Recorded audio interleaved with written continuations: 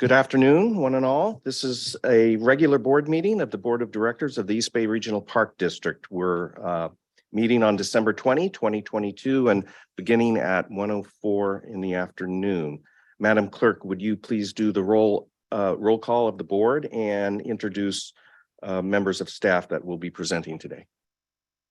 Yes, President Coffey. Director Lane. Aye. Director Wasfi. Aye. Director Present. Rosario. Present. Aye, are here. Director Eccles. Present. Director Corbett. Present. Director Wieskamp. Here. President Coffey. Present. Thank you. Acting General Manager Dr. Alvarez. Here. And General Counsel Burgo. Here. And you're asking me to announce the people that are going to be No, I think you just giving did. presentations. Okay. If you're, All right. Did Ann say aye? Ann is Yes, she present, did. yes. I don't see her. She's on. She's on screen. There she is. All right, we found Ann. So I'm going to ask Director Lane to lead us in the Pledge of Allegiance. Please stand. I pledge allegiance to the flag of the United States of America and to the republic for which it stands, one nation, under God, indivisible, liberty and justice for all. Thank you, Director Lane. Now we have a special acknowledgement on our agenda, which is really difficult to introduce because it is in connection with the retirements of Directors Lane and Wieskamp. And we have a bit of a program, and Jim O'Connor is going to choreograph it for us. Thank you, Jim. Hey, thank you, President Coffey. And on behalf of Jim Landreth, I've been asked to take on the lead for this item. I'm very pleased to do that. To celebrate the great achievements and combined 51 years of service for the East Bay Regional Park District by Directors Ann Wieskamp and Director Beverly Lane, multiple proclamations have been shared with the Park District from our elected partners. In honor of Director Wieskamp, proclamations have been received from United States Representative Eric Swalwell, State Assembly Member Rebecca Bauer-Cahan, the Alameda County Board of Supervisors, Dublin Mayor Melissa Hernandez, and the California Association of Recreation and Park Districts. In the interest of time, we will not read entirely of any of the thoughtful and well-deserved proclamations, and both the directors asked us to do that. However, we are thrilled to see these documents capture Director Wieskamp's many years of public service, beginning as a school teacher, serving on the board of the Livermore Area Recreation and Park District Board, then the Livermore City Council, and eventually joined the East Bay Regional Park District in 1999 as their director for Ward 5.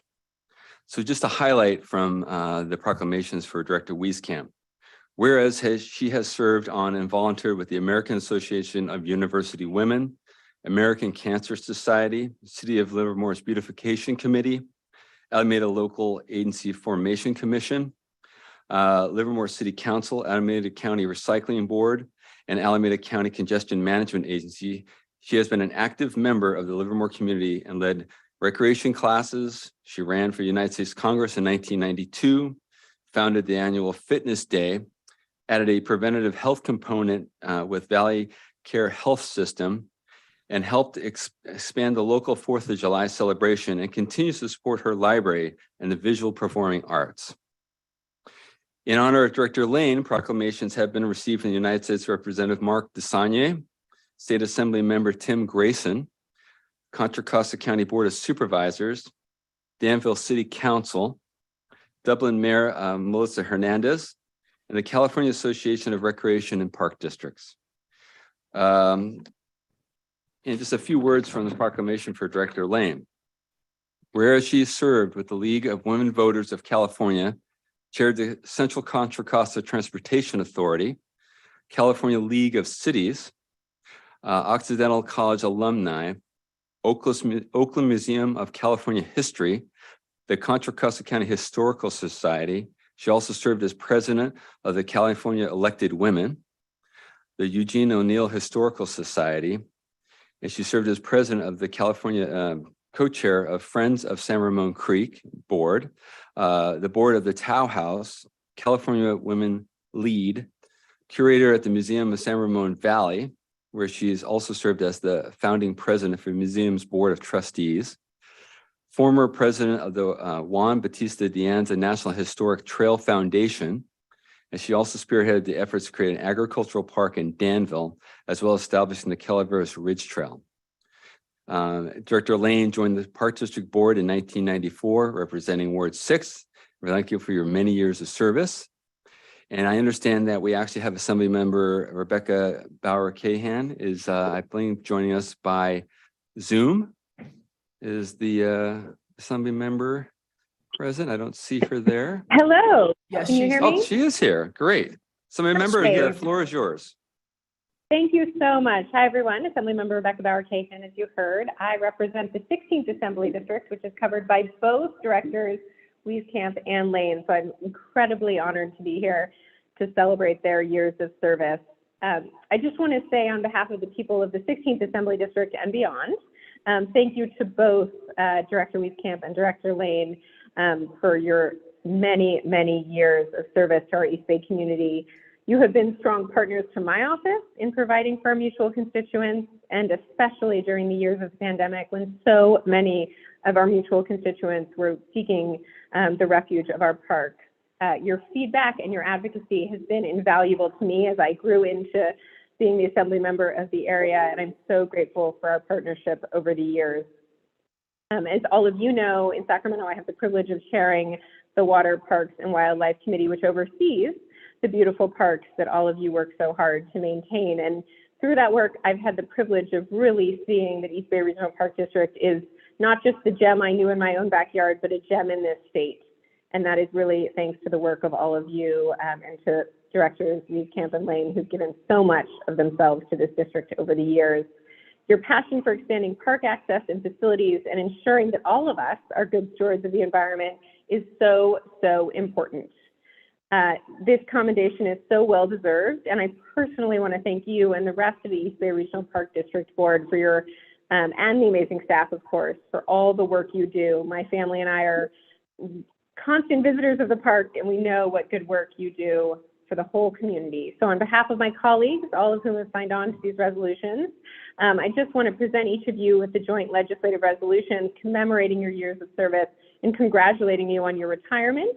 I know this is only the beginning of a new chapter, knowing both of you, so I look forward to seeing what each of you does in your years of retirement. But as you see, it's co-signed by the state senators and the assembly members that overlap with your wards. So thank you on behalf of all of us, and I wish you the best in the years to come. Thank you so much, Rebecca. Thank you.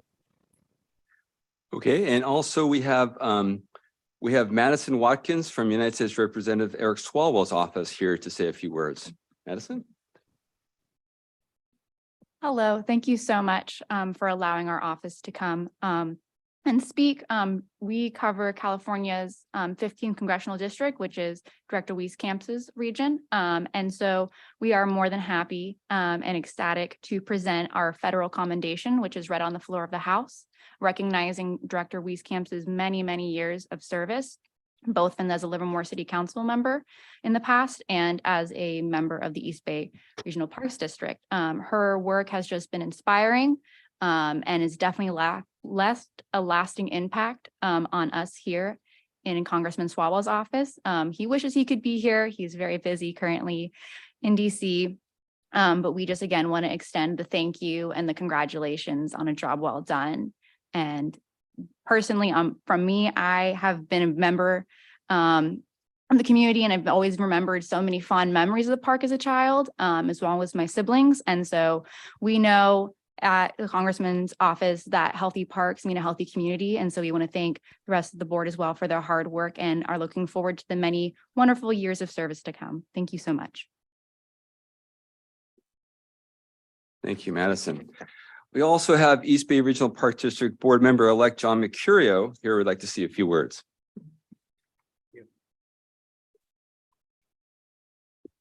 Oops. Thank you for that. Beverly and Ann, I want to thank you for your years of service and congratulate you on your retirements. And I have not known you much personal interaction with you, but I do know and appreciate the energy and thoughtfulness that you have brought to the Park District. Beverly, I've known you for almost 30 years now and always have appreciated the interests that we share, namely practically everything the Park District does, but especially trails. And I'm especially appreciative of the early work that you did to establish the Iron Horse Trail, one of the great long-distance regional trails in the nation. During part of my time serving on the Park Advisory Committee, I served as your appointee. That service has truly been one of the most rewarding of my life. I know that both of you have personalities that don't deal well with idleness. That's been already spoken of here. So I know that while you are retiring from this board, you are not going away. I feel comfort in knowing that you will still be around. Congratulations. Thank you, John. And we also have Linus Yulkel, who is the Executive Director for the John Muir Land Trust, a close partner of the Park District here.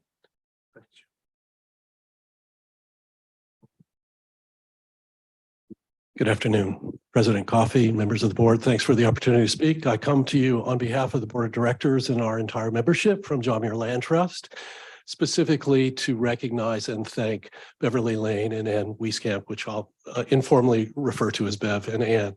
And I'd also paraphrase Diane Burgess from the other day, saying that there are those people in this world that are important based upon their station, and then there are those people that are important based upon what they accomplish. And in this case, it's really both. Never forget the importance of your work. The position is so important, and has been carried out so well by these two and so many others that sit in your position, but also by measure of the lists and those that have attributed all the impact, the amazing amount of accomplishment by Bev and Ann over the years. I'm coming up on 20 years with the Land Trust, and the interactivity has been nothing but supportive. And also to Diane's perspective, your work impacts all of us as constituents in the entire region and impacts people for hundreds of years to come, for which we're truly grateful. It's such high service, and we very much appreciate it. And to that end, we've created a couple tokens of our esteem, which I'm going to try not to drop, and including on Zoom. A framed print that references several properties that both Bev and Ann have impacted with support from EBRPD. And these are just a select few. So I'll approach the bench, as it were.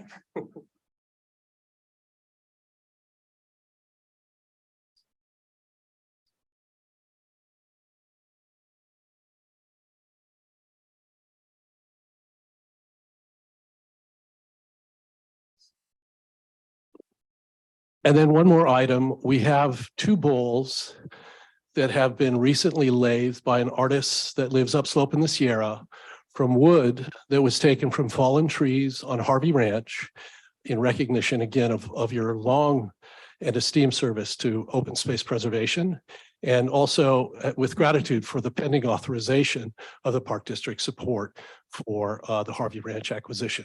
So there's two of them. They're absolutely unique, as are both of you. I give them to you with no prejudice as to who gets which one. You can treat them like trading cards or something, swap them out, whatever you want to do, but here they come, coming back up to the bench.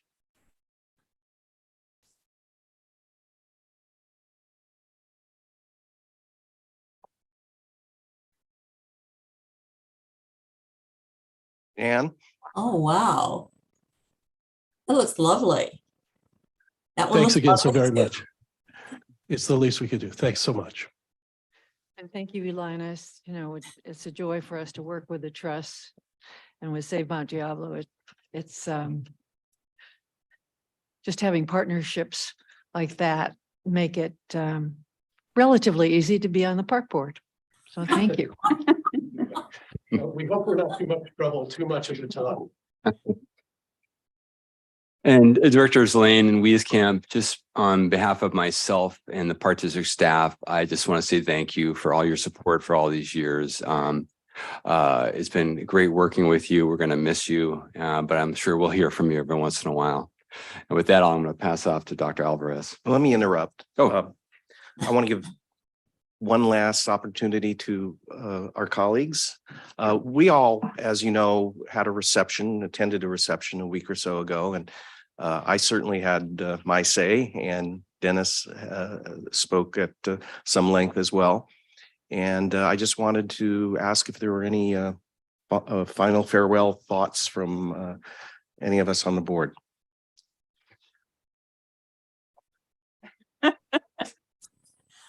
That sounds awfully bad. Final farewells.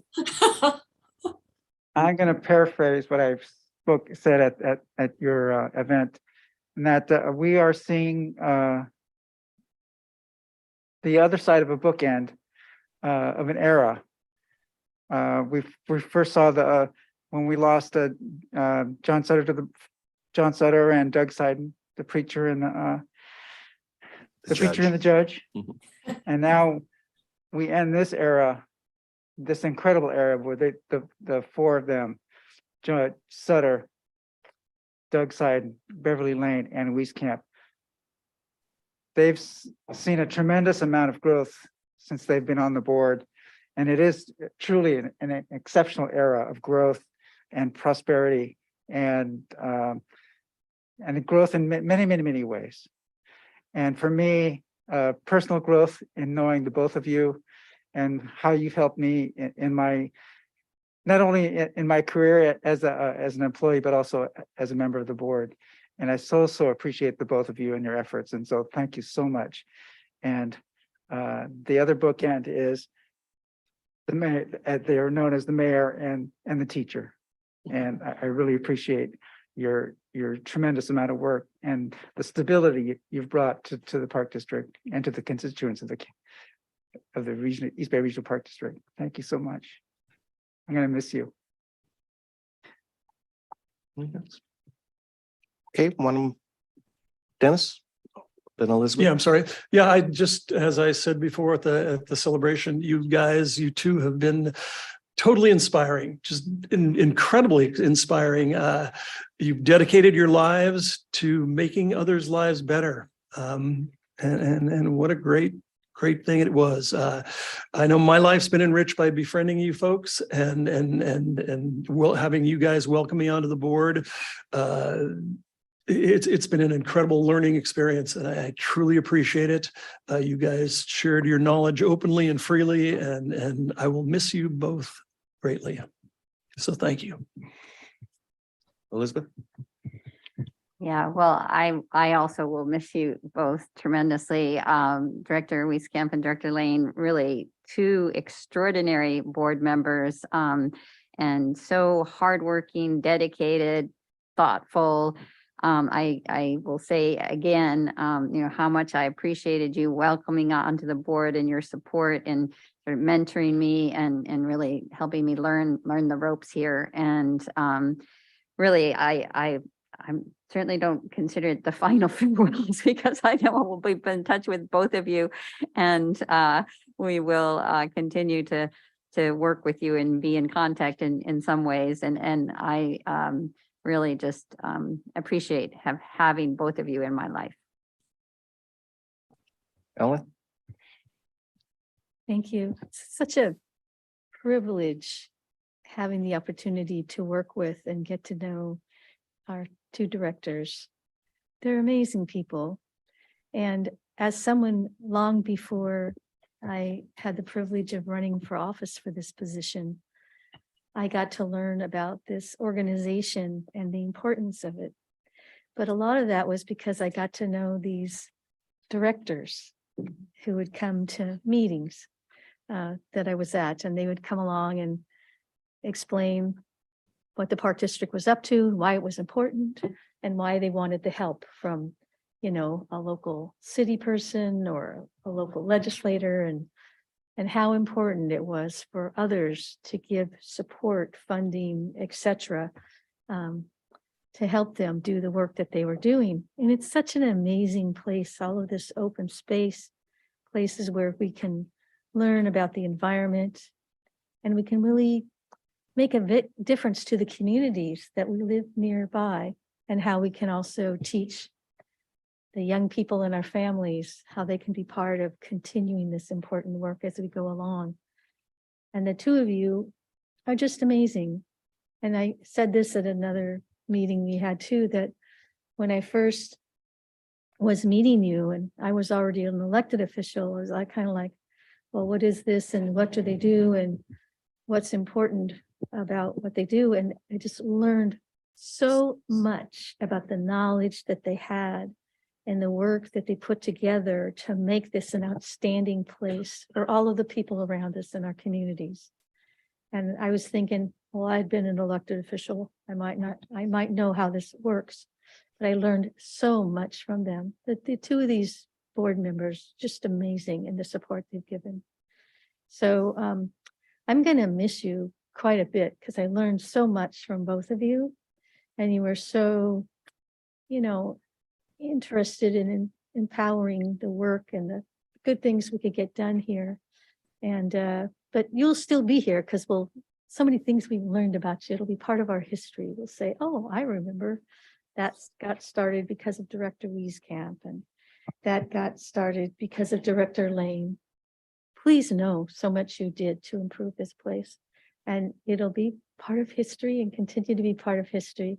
Thank you for all the time that you put into this and your caring of it. It's not always, I shouldn't say this, but it's not always, you find elected officials that are just so inspired by the work they do to make their communities a better place and to improve things. So thank you for getting to know you and all of the amazing work you've done, and just appreciate it. We're going to miss you. Thank you. Thank you. And Elizabeth, you're right. It's not really a farewell because I think we're all going to, I personally, and as a board, we're going to continue to be in touch with both of you, reaching out and engaging you in all our endeavors.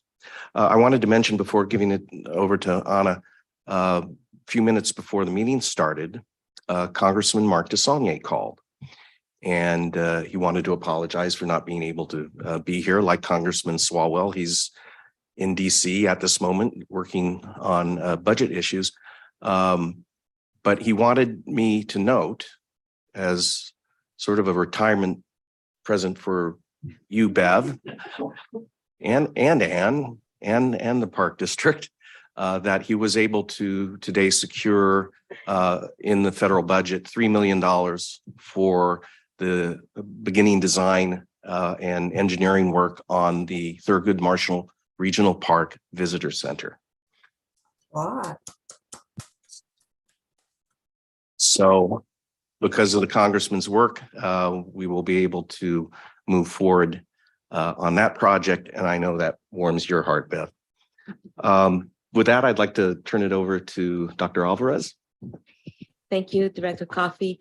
Director Lane and Director Wieskamp, on behalf of Sabrina Landreth, our General Manager, all of the Park District staff, and on behalf of the natural world, thank you so much for your leadership, for your dedication, and all the amazing commitment that you have made through the decades to preserve, protect, and restore the natural world in which we exist and we depend on.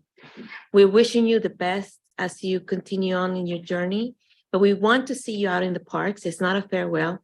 We want to see you out in the trails. And for that, we have a hat, because as you go out into the trails, we want to make sure that you're keeping yourself safe and you're protecting yourself from the sun. It's not going to get any cooler. It's just going to get warmer. So we have some hats for you, Ann and Beverly. And we also have, of course, the gold cards, because this will give you access to all of the visitor centers, all of the trails, all of the parks that you have created over your dedication and public service here at the East Bay Regional Park District. And we also have for you some small but meaningful bouquet of flowers. Look at. And these flowers are really symbolic, and they represent the many seeds that you have, the many seeds that you have sown throughout your leadership that are blossoming today into what people enjoy and know as the East Bay Regional Park trails and parks. Point in case, the upcoming visitor center at Thurgood Marshall. This is all because of all of the leadership of the board, and certainly we want to say thank you. and in gratitude for all of that you've done and all that you will continue to do as you go into your journey. We wish you good health and much joy. So thank you so much.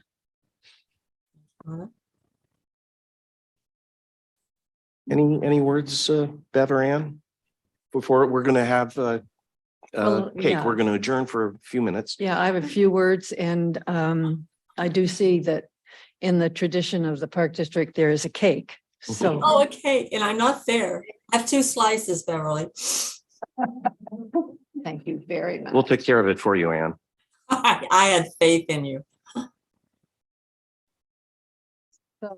I just want to say it's been an honor to be on the board, and I really didn't expect to be on the board this long, but it happened, and I've been so thankful to see what has happened with the Park District. It's grown by 1/3 since I've been on the board. And there have been many successes. But I really mostly am just thankful. And I want to thank the board for the trails quilt you brought to me. It was such a surprise, and I really have been enjoying it. I'm not sure whether I can put it somewhere where the cat will sleep on it, but I really have loved this. It's a shirt quilt from the trails, and particularly the Bay Ridge Trail. But for me, it's been wonderful to be part of the Olmsted vision that parks are indeed for people. And that is what the regional park has managed to focus on here on the West Coast, the opposite coast of where Olmsted did his major work, the first Olmsted. And I think we express that in our vision and in the development of these parks. And for me, it's been a joy to know the people here. I want to thank Yolanda, who's been clerk for many years for us. And I'm not going to name other people, but I see a lot of you here today.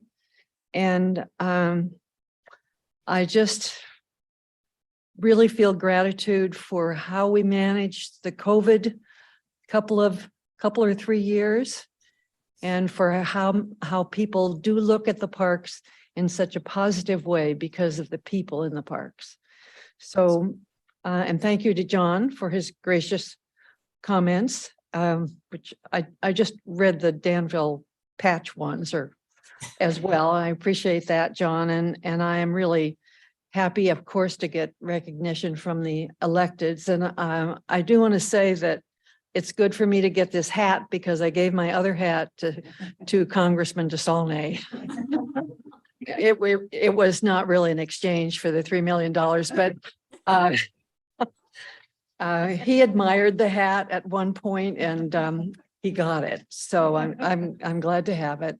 So once again, thank you so much, and I want to thank Ann as well for the years we've spent. Both when we were on the council, we knew each other. And so we have those memories to add to these. So thank you to all of you.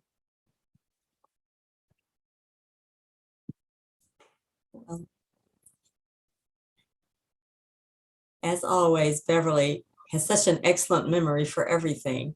We know she's a historian and she's going to keep that up. So she'll be watching you closely, probably more than ever. And obviously I kept running because I enjoyed the job. It's something that most people, most of the time, like what you're doing. And they tell you that. It's good to be an elected official and hearing good things. And we owe a lot of that to staff. And I'm going to say Dee and Dennis, I enjoyed having former workers at the Park District join us on the board because you have a totally different perspective than all of us who come from the outside world. And I think that's been beneficial to me personally, and I think it's been beneficial to the public because you give a different perspective. We all do that. I certainly think one of the latest thing I'm so pleased about is the pavilion, Shadow Cliffs. I have had to tell so many people that Shadow Cliffs wasn't closed because they think of it only about the water, and the water is seriously gone. And so with the pavilion, they're going to be going there and find out all the other amazing things. And as a historian, Beverly appreciates this about that site, from Kaiser to the brick factory, everything. And I want to thank our staff for doing a beautiful job as always on building it, and for the gorgeous ironwork that helps tell the story. My first park I opened was good old Brushy Peak, and it's still blowing away up there. It's either cold or it's hot, but we've had a lot of visitors during this COVID time. And a lot of them keep coming back because they discovered it. They may not all come from this county, but we don't care. We're a regional agency. We advertise as that. And I think people know all the good things. So it's been most enjoyable most of the time. And I hope that we will be invited to go on all of those lovely little field trips you do, because there are a lot of parks that I hope are going to be opening in the next few years, and Beverly and I would like to see the results of all the work. So thank you, and thank all the staff who does such a terrific job, not for us, but for the people. So thanks. And I'm looking forward to seeing whichever wooden bowl I get, Beverly.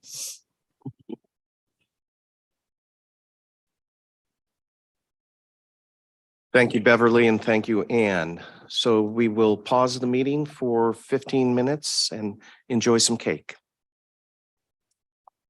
You get all the So we calories, could so that's just good. Stop the stream for a little bit.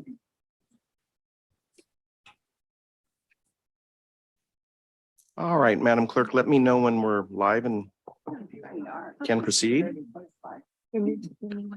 Yes, Sarah, you can start the stream. Already going. Oh, okay. Thank you. All right. Thank you, Sarah. So we will come back to our agenda, and the next item is, oh, by the way, the cake, I just had a bite. It's very good. Whoever. It's delicious. I should say, so I should acknowledge the cake. Next item on the agenda is approval of agenda. Is there a motion? So move. Director Wieskamp moves, Director Rosario seconds. Please call the roll. Yes, President Coffee. Director Corbett. Aye. Director Eccles. Aye. Director Rosario. Aye. Director Waspi. Aye. Director Lane. Present. Director Wieskamp. Aye. And President Coffee. Aye. It's unanimous. So that brings us to public comments.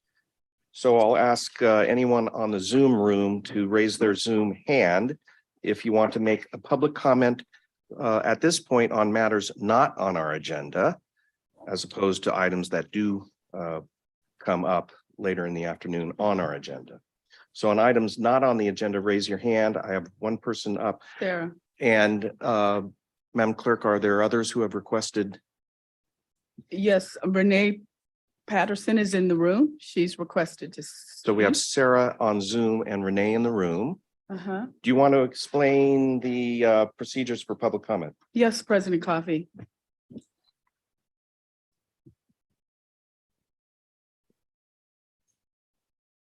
The submission of public comments was noticed on the agenda and in the board packet posted on the district's website, December the 16th, 2022.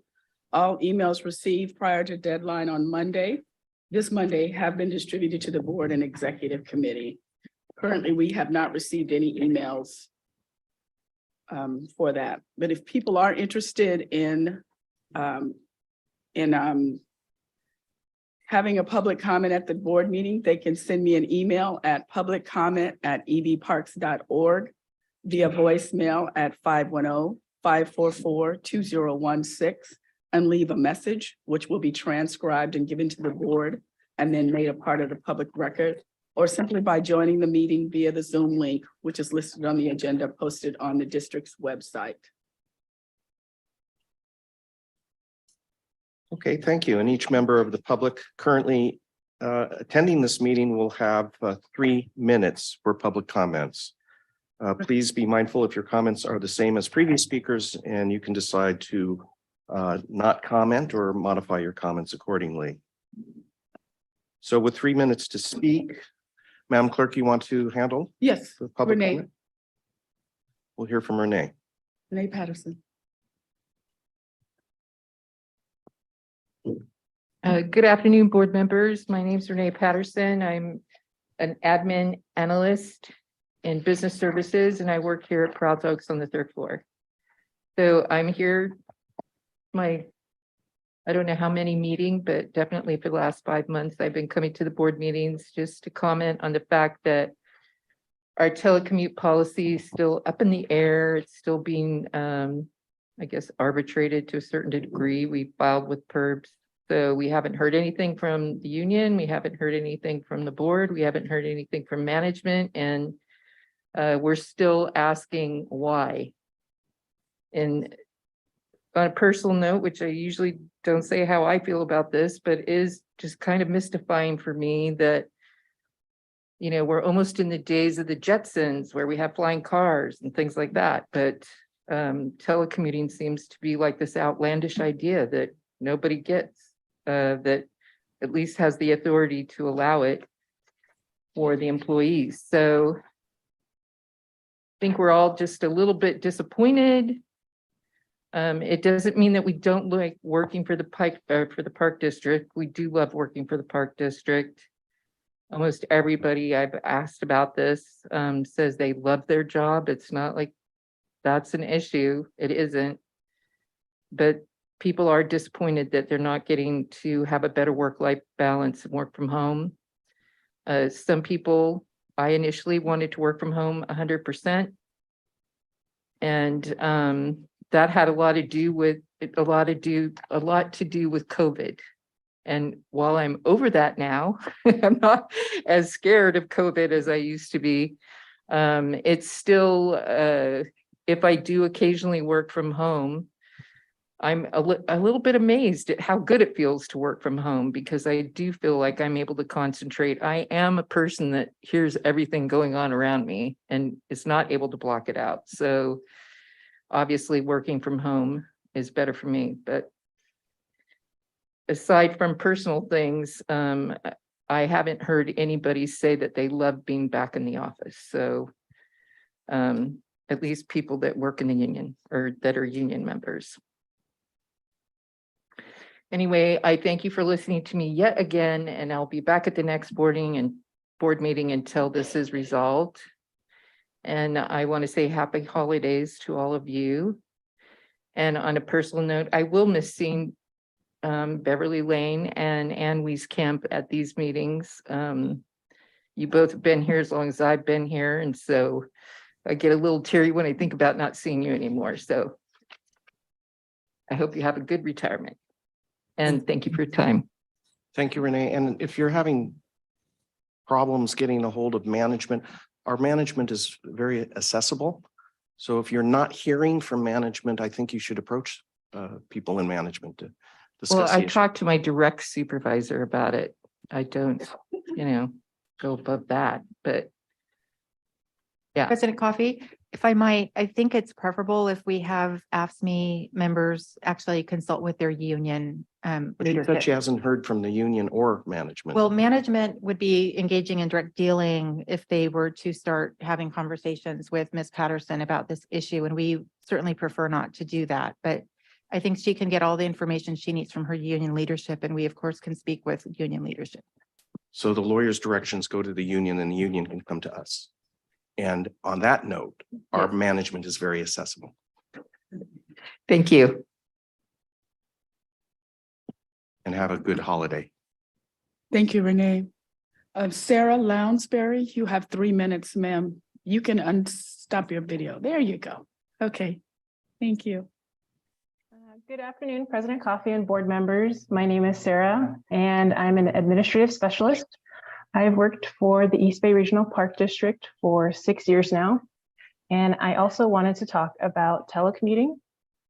I'm unhappy about the current policy, which the district finalized in August without backing from staff.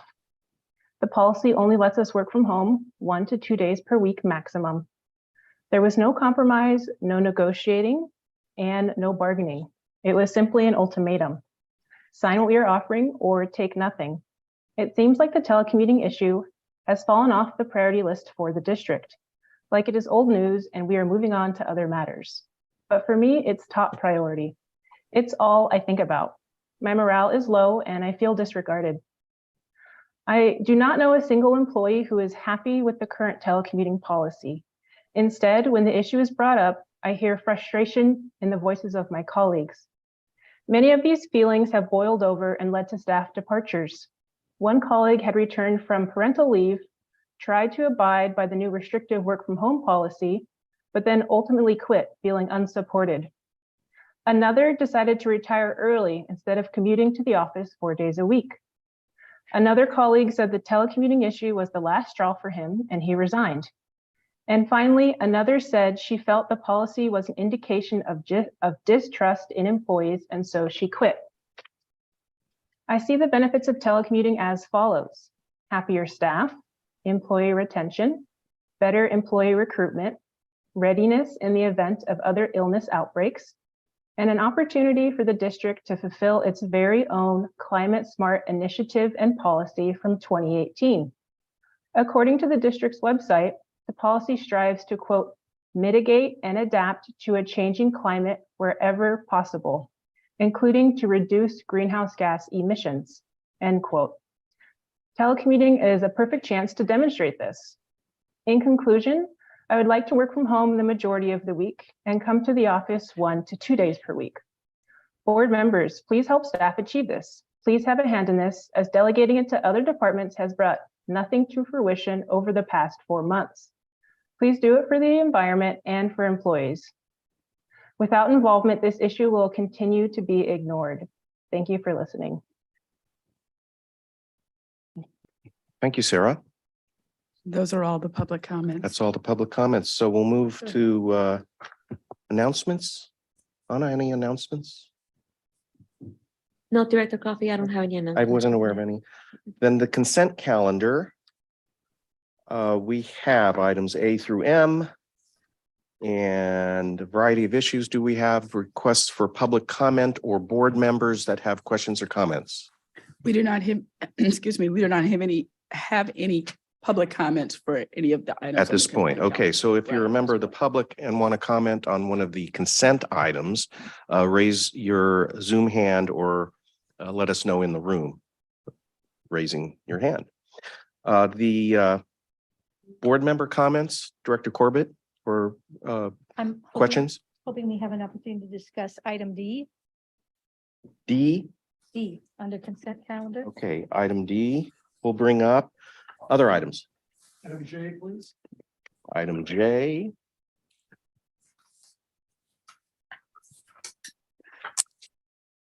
Any other items? My questions were answered. Okay, then we have 2 items to pull for board questions or comments. First will be item D, revisions to board operating guidelines, section Roman numeral 5B, board materials. Director Corbett?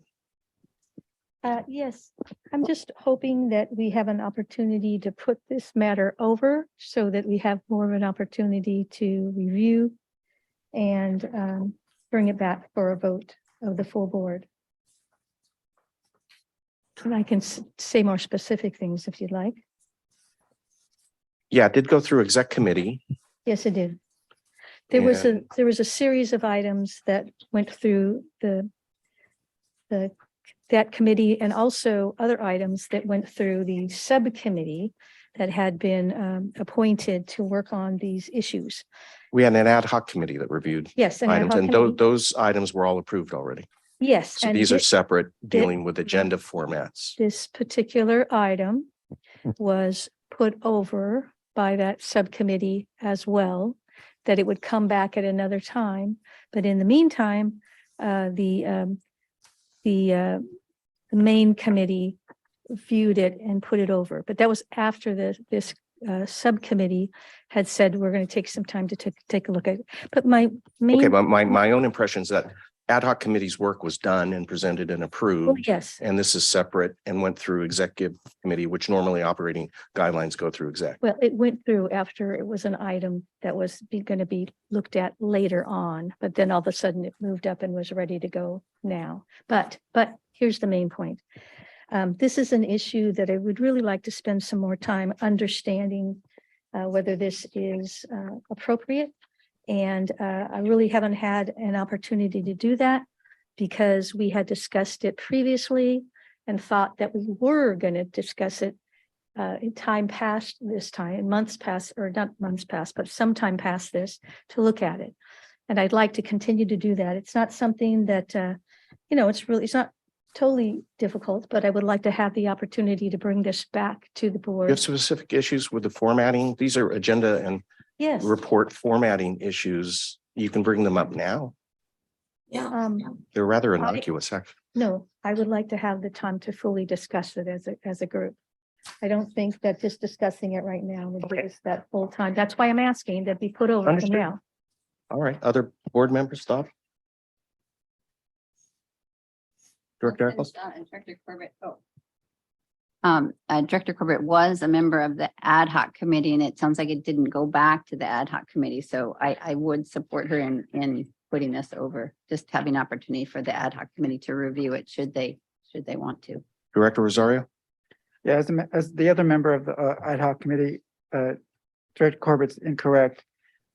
There were going to be certain items that were going to be pulled over and be presented directly to the full board of directors after the ad hoc committee sunset it. We didn't take up those items because they were needed more discussion. So as per the agreement, this particular item was brought to the executive committee as a separate item outside of the ad hoc. So I think the executive committee looked at it, was given a full presentation, and we unanimously recommended it to the board for adoption. So,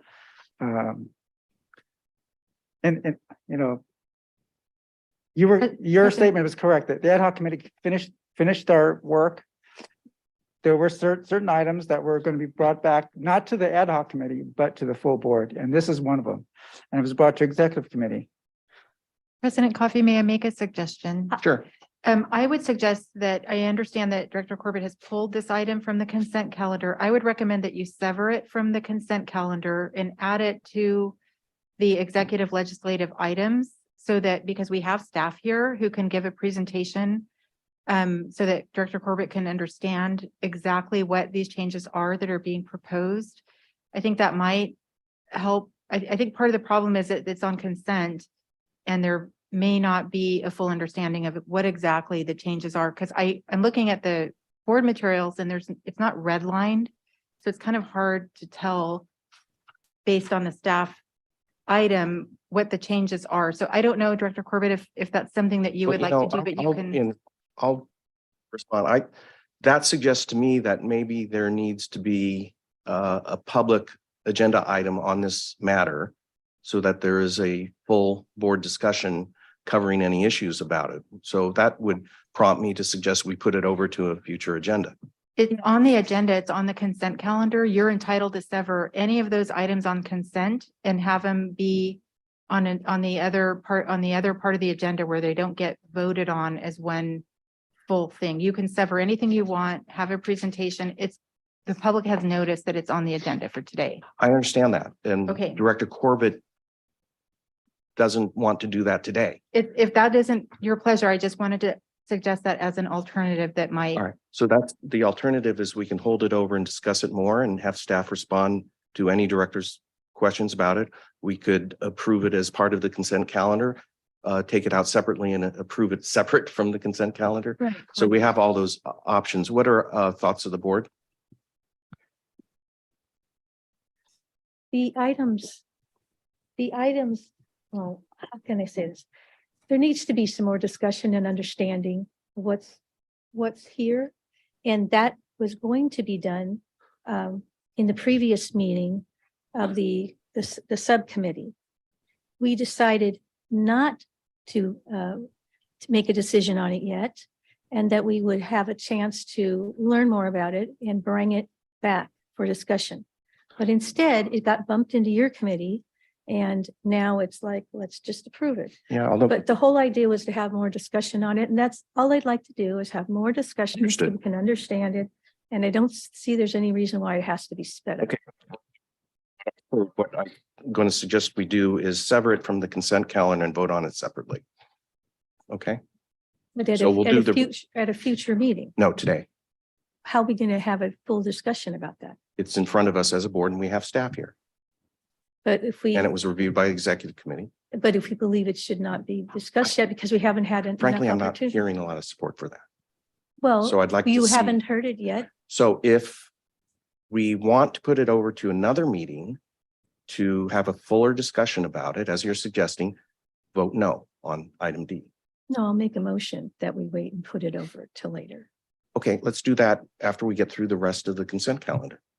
All right? Right, but the thing is, this is something that we were told was going to be discussed at length at another time beyond our first discussion by the group. And then it got pushed in a couple of weeks into the main committee and came back. Okay, I'm He hearing just that may not be. ignored the discussion that had been made before, that there was issues with. Okay, understood. Let's go to item J. President Coffey, would you like to entertain a motion before? When we're done with the consent calendar, we'll pull it. Well, you need to sever it before you vote on the consent calendar. Right. So well, you can do it after you talk about J, but before you vote on consent, you want to Yeah, make a after motion. J, then the next step would be to sever D and take it up separately and then approve the rest of the consent calendar. That works? Yeah, Okay, thanks. thank you. Director Waspy. Thank you. I'm speaking on item J, which is the authorization to purchase replacement computers from SHI Incorporated for the amount not to exceed 500,000 district-wide. So, and then it's just a question, we're in the background is we're going to buy approximately 250,000 or 250 computers throughout the district. And I'm intrigued by a sentence that says, given the move to hybrid work, there has been a greater need for additional computer equipment, especially laptops with cameras and microphones that can easily be moved from one location to other. And my question is, did anybody quantify, have we ever quantified what the cost of this is to have this teleworking from home? I mean, we quantify everything else in the district by the penny almost. I'm wondering if anybody has figured out what the cost is to set up people's homes for having computers in. Thank you for the question. I'm David Rusting. I'm the Chief Information Officer for the district. That is a fantastic question. I think the quantification of the cost for setting up work from home varies by the type of work that's being done, but generally we try to standardize on a laptop that meets the requirements for that individual person. Some of the things that people sometimes don't have at the home that might have at the office here is a larger monitor and other equipment, keyboards, mice, et cetera. To the point specifically about quantification, I'd like to understand better when you say, are you trying to do a comparative quantification of the cost of a computer here on premises or versus a remote office or something else? Well, I didn't want to bring this up, but I every board meeting, it seems like, and it is every board meeting, I'm told what a great thing teleworking is. I want to know if there's a cost involved with that. Is there anything that would cause me to think as a board member, is it cost effective for one thing? I mean, I don't want to get into those philosophical arguments. I'm just wondering what it costs to set up people to work from home. The cost to set up somebody at home is on par with what it would be in the office. So we purchase equipment. You have a laptop to work at home, you bring that laptop to work and vice versa. So it's supposed to be cost neutral by our policy. It is generally that case unless somebody has some special accommodations or needs. So this sentence that says, given the move to hybrid work, there's been a greater need for additional computer equipment, especially laptops with cameras and microphones that can be easily moved for people at home. So it's neutral. Director Waspy, I don't know if, Allison, would you like to say something about what the telework policy actually provides? Good afternoon, Allison Cook, Assistant General Manager. of HR. With respect to HR 20A, which applies to unreps and confidentials, the policy says that it's cost neutral. It's not supposed to cost the district anymore for an employee to work remotely.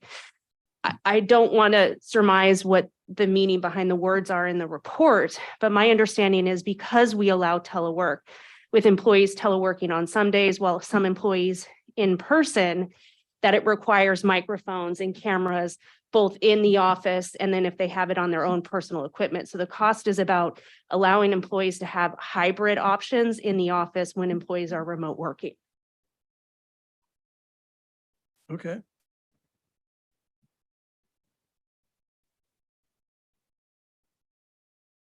Oh, yeah. I'm glad to discuss further. Intuitively, I think that you're sending people to their homes, and my document says there's a greater need for additional computer equipment. That's what we're talking. Additional computer equipment.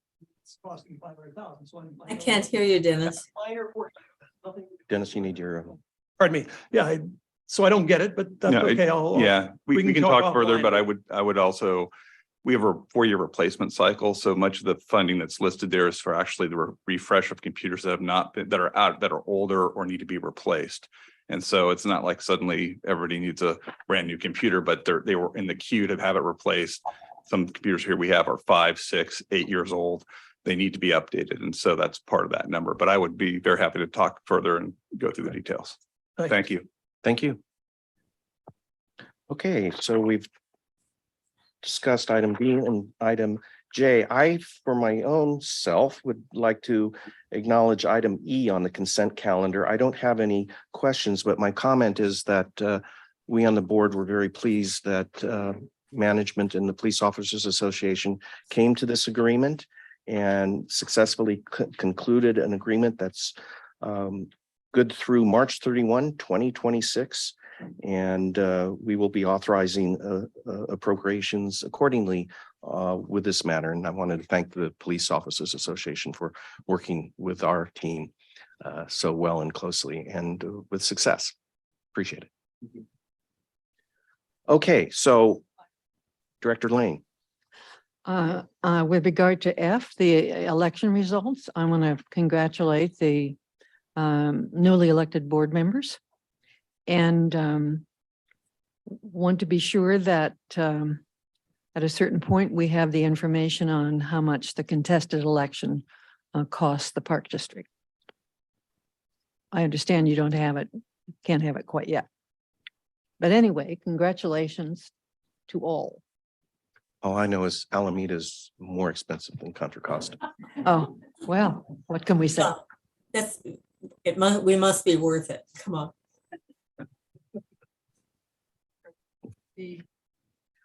Director Rosario. Yeah, I just want to make a follow-up comment on item E.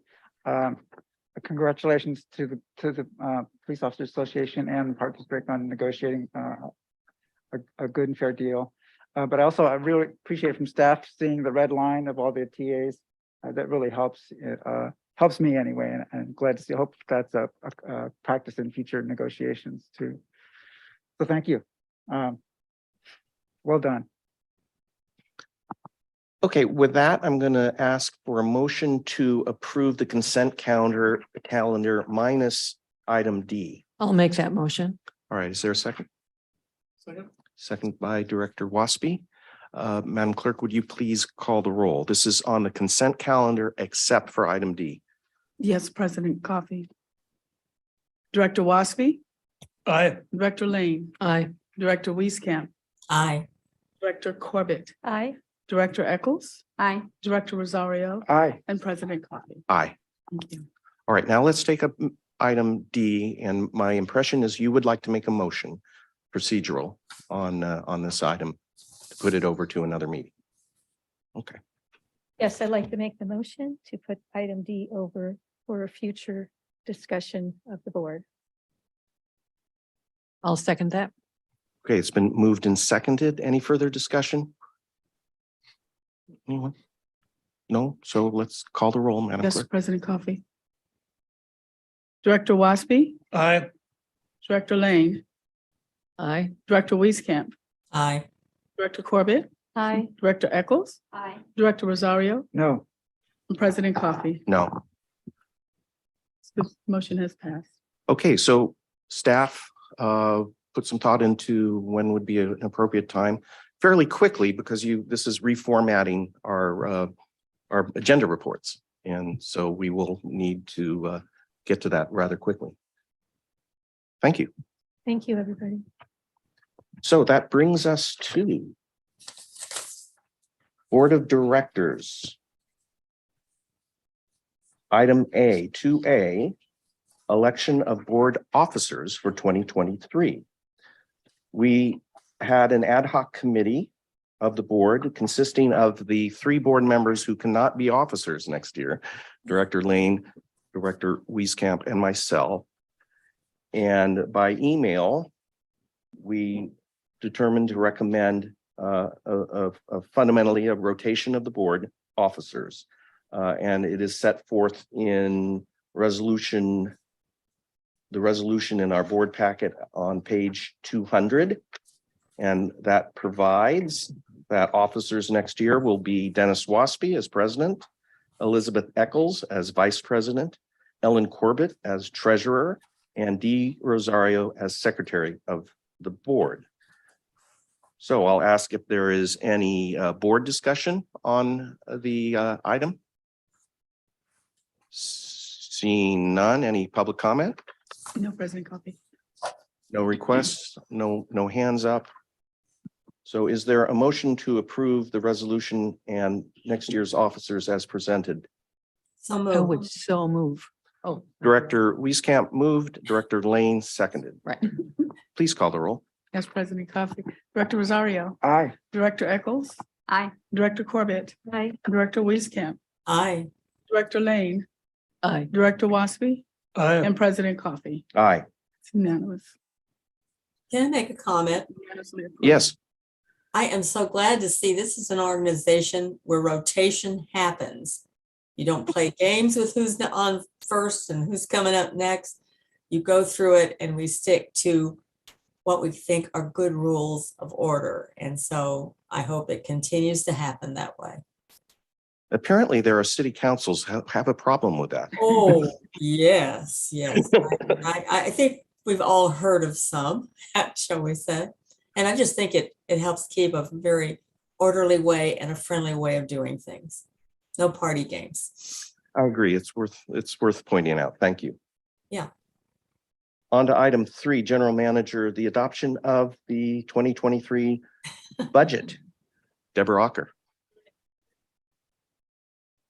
Good afternoon, Board of Directors. I'm Deborah Ocker, the Assistant General Manager of Finance and Management Services, and the CFO for the Park District. I'm joined with me for this presentation by Christina Crosby. She's our former budget manager, newly promoted to Assistant Finance Officer. So we're going to do a brief presentation today. I wanted to thank the Board of Directors for all of their support so far into this process. And I'm going to pull up our presentation right now. As I mentioned, a brief presentation today. And I'll just start by mentioning that our General Manager, Sabrina Landreth, stated during our introduction to the budget on December 6th, at the December 6th board meeting, that this budget is our largest budget that we've put forward, and it reflects the implementation of many best practices in this budget process, which including our capital project appropriations as part of the budget, which we've done throughout the year in prior budgets. Also, adopting and appropriating for the district's long-term needs as part of the annual budget process rather than waiting until a mid-year review process. And then fine-tuning our revenue projections. Those are some of the newly incorporated initiatives that we put into this. So we started our budget process by really incorporating the board's interests. We had several study sessions during the year with the board of directors related to land acquisition, trails, division priorities, and board interests, to name a few. And that was used to set the stage for developing budget requests and going through the whole annual process. As you also know, we've had many options for public comment throughout this budget for public input. We met with we had an all-staff presentation, met with the board finance committee in a public meeting, the park advisory committee, and then we had our introduction of the budget at our last meeting, which was a full presentation. So today we're doing just a few of those slides. And I'm going to pass it on to Christina to walk you through those. And then we'll be happy to answer any questions and request the board to adopt the annual budget for the 2023 calendar year. Christina. Okay, thanks, Deborah. I'm going to adjust this down a little bit. Okay, good afternoon, Christina Crosby, Assistant Finance Officer. And now we're going to go over some of the nuts and bolts at a high level with some numbers. The proposed budget is $387.6 million district-wide, which includes all appropriations and transfers. As Deborah mentioned, this is the Park District's largest budget to date, with an increase of over 33% or $97 million. While this is a large increase, it also really reflects a shift in how we are budgeting. In previous years, we would generally have a large mid-year appropriation, which was determined by our previous year savings. And in 2022 budget year, we withheld that large mid-year appropriation and instead are budgeting all anticipated expenditures during this annual budget adoption. This gives us the opportunity to look at all increases, changes, programs, and projects more holistically. This includes quite a bit of project appropriations, as Deborah mentioned, that in previous years would have been brought to the board separately throughout the year. These changes explain, at least in part, the significant increase over last year's adopted budget. And there has also been some increase in debt service through the issuance of bonds in 2022. And of course, the fact that the Park District continues to grow in general. So looking at our total revenue sources for this year's proposed budget is $277 million. Of which 226 million or 81.6% consist of taxes and assessments. 16% or 44.3 million is from fees and charges. This includes things like parking, swimming, rental fees, and also intra-district charges. 2.4 million or less than 1% is made up of property uses, otherwise known as contracts and leases. And the remaining 4.2 million is made up of pension trust contributions, support from the Regional Park Foundation, and miscellaneous other agreements. This particular pie does not include the transfers in or the use of fund balance.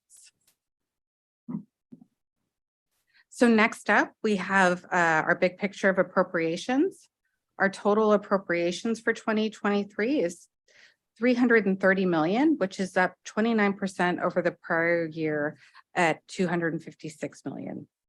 This includes our largest investment annually, which is in our personnel expenses at roughly 46.7% or roughly $154 million. This is an increase of almost 3% over last year's adopted budget. Supplies and services increased to $85.8 million from $55 million last year. The primary driver in this category is other services, which includes new budgets for repair and maintenance projects, including specialized services, database management, environmental mitigation, architectural design, and engineering costs. Then we have debt service at 11.8%. This represents $39 million from the previous $14 million due to the issuance of new debt in 2022 and is in accordance with our debt service schedule. Internal service charges are seeing a significant increase of approximately 10 million to 8.4% of our total appropriations. This is primarily due to a change in our accounting practice. We have shifted the expenses of all fleet-related charges to an internal service fund model in the major equipment replacement fund. So instead of seeing these costs as an operating expense, as in years prior, Prior, it's shown as an internal service charge. This change allows us to capitalize assets appropriately while capturing all fleet-related expenses in a more transparent and comprehensive way. Rounding out our last two categories, we have capital outlay at 4.8% or $15 million and interagency agreements at 2.3, which primarily consist of 7.5 million in Measure WW local grant appropriations. So next up, I'm going to go over project and programs budget at a high level. You will find here our 2023 project highlights map in volume 2 of the projects and programs budget and 5-year expenditure plan book. This is on pages 4 and 5 of that volume. This map highlights some of the projects that we anticipate seeing significant milestones or project completion in 2023. And just to grab a couple, we have number 7, improved facilities at Contra Loma Regional Park. The project is receiving $337,000 in new appropriations for 2023 and includes ADA accessible restrooms and picnic sites. Number 12 is to repair Cogswell Bridges in the Hayward shoreline.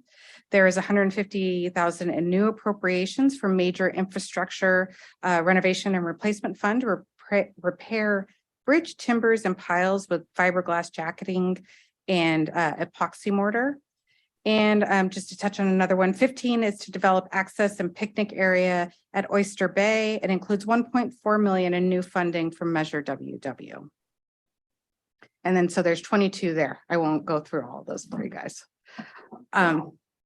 So looking at our totality of our project funding sources, this chart demonstrates the percentage of funding types.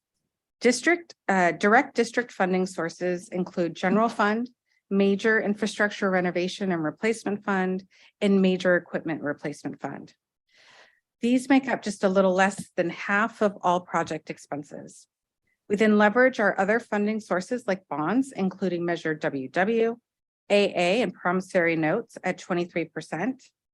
Federal, state, and local grants make up 21%. And the other 7% consist of things like insurance proceeds, concessionaire maintenance funds, and special revenue funds. This breakdown is important because it demonstrates the use of funding sources other than district funds and shows how we are able to leverage our district dollars by utilizing our access to other funding, including federal, state, and local grants. And lastly, we wanted to point out how the Park District funding for projects and programs is being used at a high level. We have approximately 32% of our funding going to public access.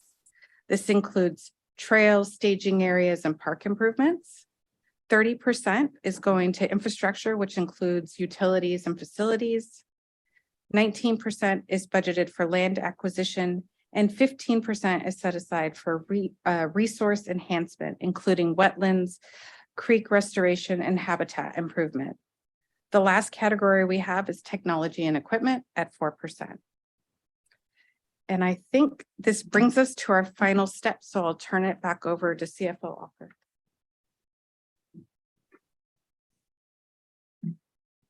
So thank you, Christina, for that brief summary. I know the board has sat through many of these meetings in lots of details and has provided us with many valuable comments that we will incorporate into the final printing of the budget. So today we are just here to answer any questions and request the approval of the resolutions that are in your packet. One, adopting the 2023 budget and approving the GAN limit as well. Thank you.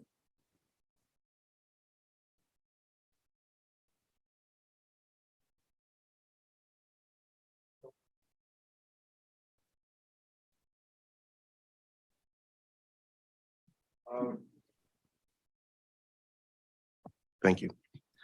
So we'll move to board comments or questions and also ask for any public comment. Again, raise your Zoom hand if you're attending by Zoom, and in the room, merely raise your hand, but we'll bring it back to the board first. We have indeed sat through a lot of these presentations. I attended by YouTube the Finance Committee presentation and submitted all my questions and some comments and got responses. So I'm good. Other directors? Fine. Director Corbett? I just agree with you. I very much approve, and there's some very great projects moving forward during these tough times. So thank you for your wonderful work. Any more comments? Sure. As a member of the Finance Committee, I just want to thank the Finance Department and all your staff for the great work. I know it's a big job, especially with these numbers. They're amazing. And you know, I will also thank you for all the vetting we've done. I mean, it's like, this is what we call a public process. It's been everywhere. It's been seen a number of times.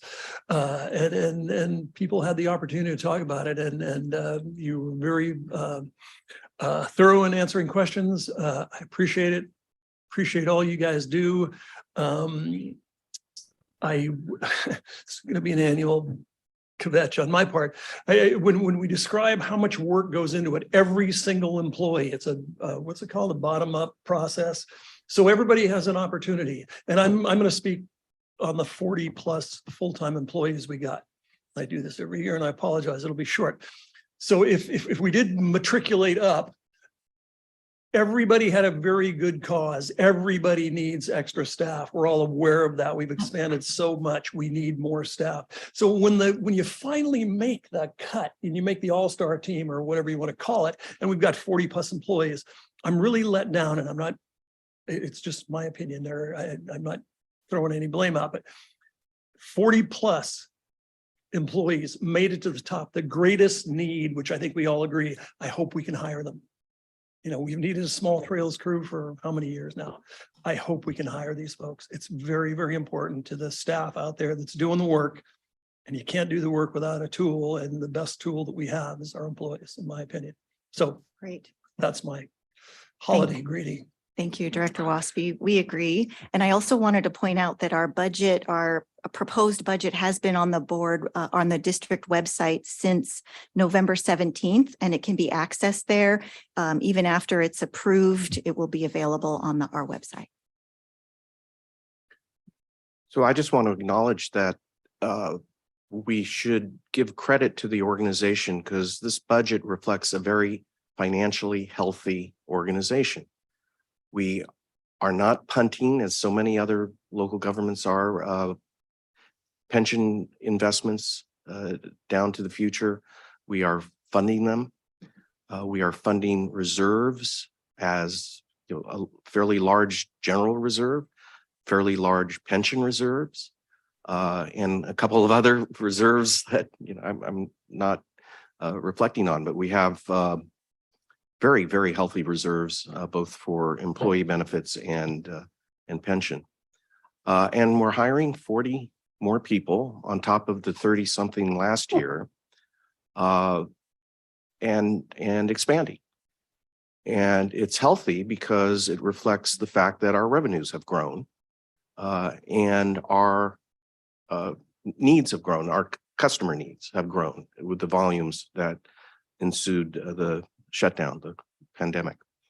So it all really reminds me that I should be jumping up and down in my chair, as I've said, you know, with how successful and healthy this organization is. And I just want us all to reflect on that. It's good to be here at this time, and hope it all keeps going and keeps plowing along. Thank you, Director Coffey. We are very fortunate to have the support of this board of directors in adopting financial policies that set us up in a great way. So thank you. We'll go to public comment. Oh, Director. Oh, I didn't see your hand. I'm sorry. Yeah, I'm in your blind spot, I think. Anyway, yeah, no, I very quickly, because we've had a chance to talk about the budget before, but you know, as a member of the Finance Committee, I've had a chance to have all my questions answered. So thank you, staff, for that, and for really an outstanding budget. I'm so pleased at how it reflects the values of the board and of the organization, particularly with respect to investing in our workforce and investing in equity within our workforce, as well as equitable access to our resources.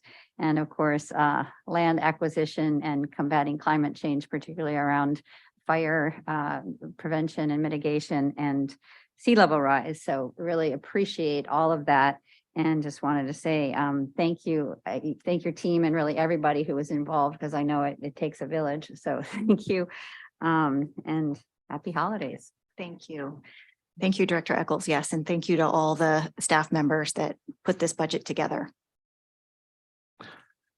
So do we have, I see Ross, I see Director Lane. Yes. Director Lane, you want to go? Yes, I wasn't on the finance committee, so I sent you my questions and thank you for the replies.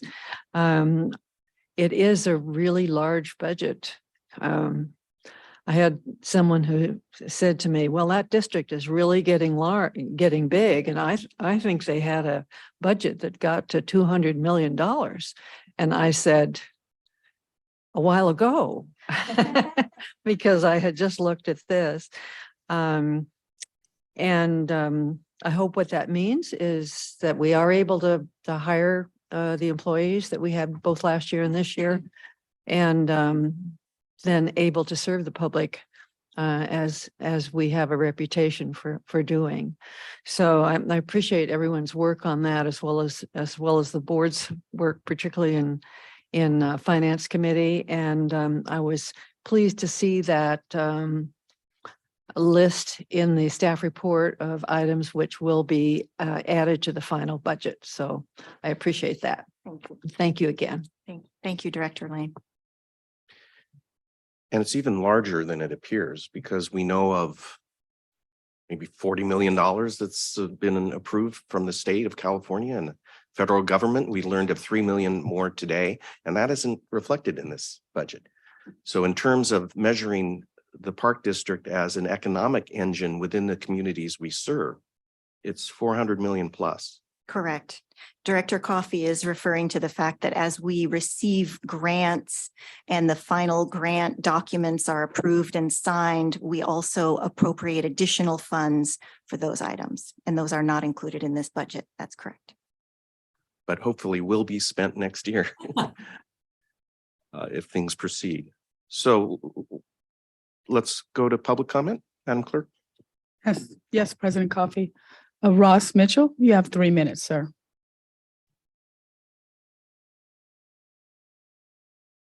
Thank you, President Coffey, members of the board. I just wanted to comment that ASME is also excited to see the additions of the 40 plus employees. And we've been working closely with Allison Cook in Human Resources to identify a few areas where we believe there are impacts, and look forward to a good faith bargaining process to work through those impacts. And I also wanted to say that we share with Director Waspy that we look forward to having those positions filled soon, because we out here doing the work see the need for those positions and would like the additional help. So thank you. Thank you. Thank you, Ross. So with that, we have 2 resolutions to approve. The first being approval of the budget, and the second being the approval of the 2023 GAN appropriations limit. These resolutions are at page 205 and 207 of our board packet. Let's take the budget first. Is there a motion? Director Corbett moves. Second? Second. Director Waspy seconds. Madam Clerk, please call the roll. Yes, President Coffey. Director Rosario. Aye. Director Eccles. Director Corbett. Aye. Director Wieskamp. Aye. Director Lane. Aye. Director Waspy. Aye. And President Coffey. Aye. Now the GAN limit resolution approval. So I'd like to make a motion for that. And I'd like to also point out that while many of us thought no one would ever come close to the GAN limit, the state did this last year, to many people's astonishment, and point out that we are a ways from our limit. But if we keep going like this, we may have that same dilemma that the state faced today. Not today, we're not facing it though. So that's my motion with a few muttered comments. Is there a second? Second. I'll second. Director Corbett. Director Wieskamp, seconds. We have a motion and a second. You guys didn't know what you were doing. Yeah. We're fighting over the budget. This is the second resolution on page 207. We're doing the budget and the GAN appropriation as separate resolutions. So we approved the budget resolution. Now we're on the GAN limit resolution. And Bev was noting the approach we're getting toward that limit. And with the real dilemma that will create is for Deborah and our lawyer to explain what the GAN limit is. Because, you know, I've looked at it for years and never really understood it to be, you know, how you calculate it. Anyway, it'll be difficult for them to have to deal with that if they ever have to explain it. We have a motion and Director Wieskamp a second. This is on the GAN appropriation limit resolution. Please call the roll. Yes, President Coffee. Director Rosario. Aye. Director Eccles. Aye. Director Corbett. Aye. Director Wieskamp. Aye. Director Lane. Aye. Director Waspy. Aye. And President Coffee. Aye. And both unanimously approved. Thank you. That Thank moves you. us to Acquisition Stewardship and Development Division. Item 4A, which is the authorization to acquire and transfer 126 acres of property from the Harvey Trust and to join John Muir Land Trust in that acquisition and accept from John Muir Land Trust conservation and recreation access easements. This is adjacent to Las Trampas Wilderness Regional Preserve, and there is a CEQA determination involved. We will hear from Michael Reeves. Good afternoon, President Coffee, members of the board. Mike Reeves, your Chief of Land Acquisition. Allow me to see if I can pull up the presentation. Yeah, I'm going to ask, I could have some assistance with that. I'm not sure where I'm navigating here on this screen, so.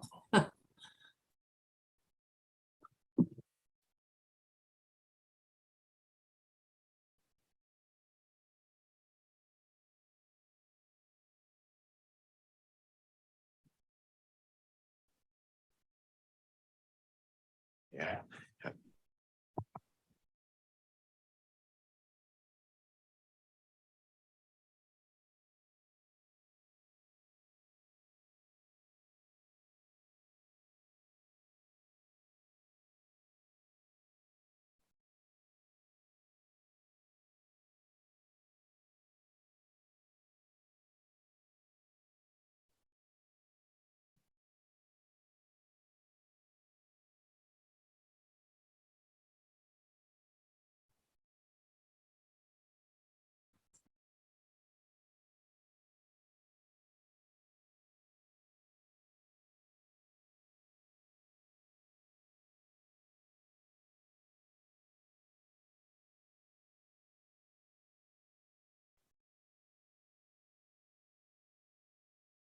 Best left in the hands of the professionals.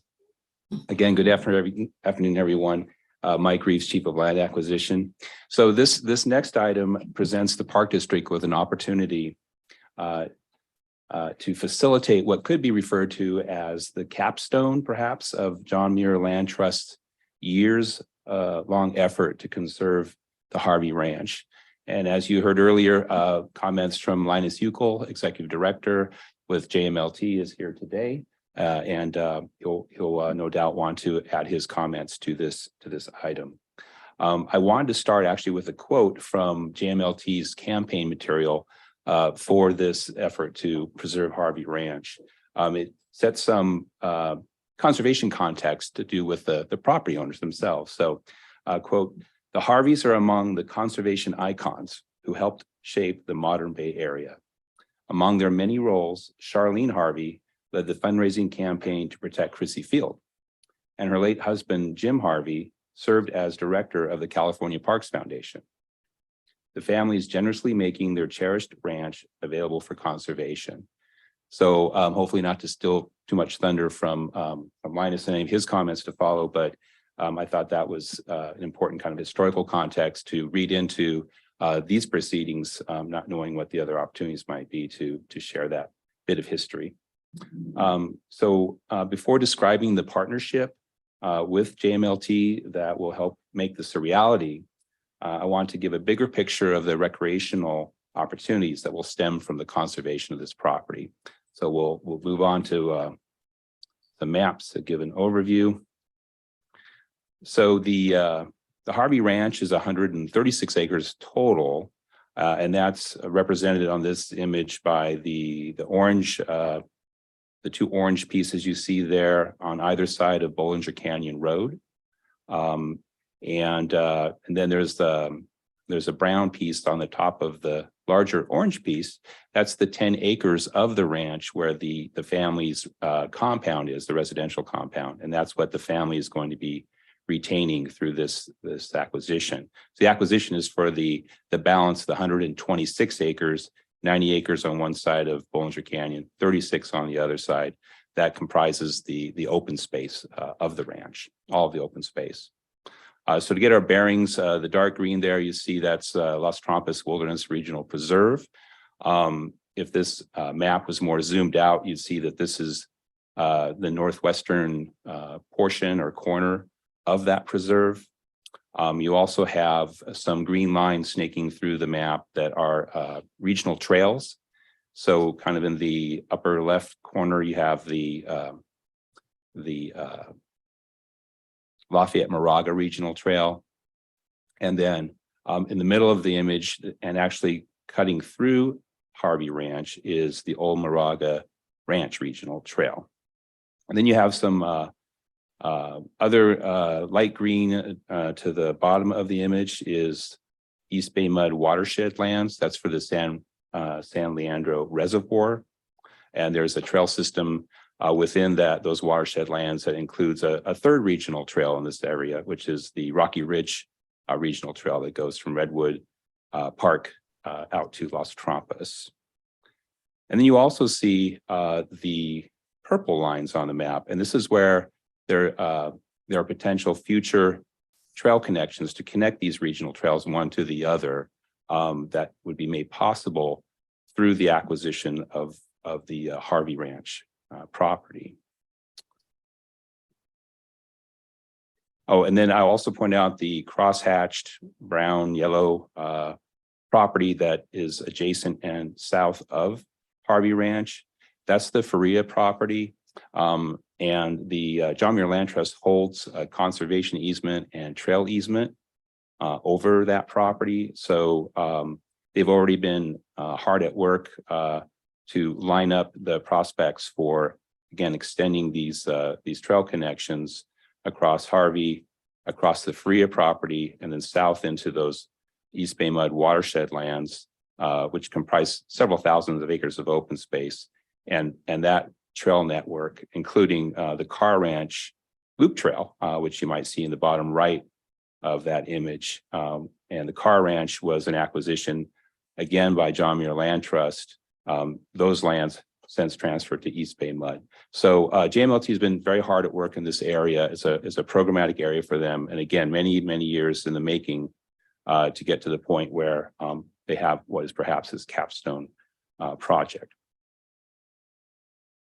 Zooming in a little bit and switching to an aerial map gives you a little bit better idea of what the landscape is going to look like. And we'll have some photos to follow this that will depict that. So we're going to focus mostly on the 100 acres or the 90 acres, I'm sorry, on the bigger of the two pieces on the western or southern side of Bollinger Canyon Road. So that's that property straddles a ridge line, and that's the open grasslands, the buff colored stuff you see there. And then it basically sits on top and looks down at St. Mary's College.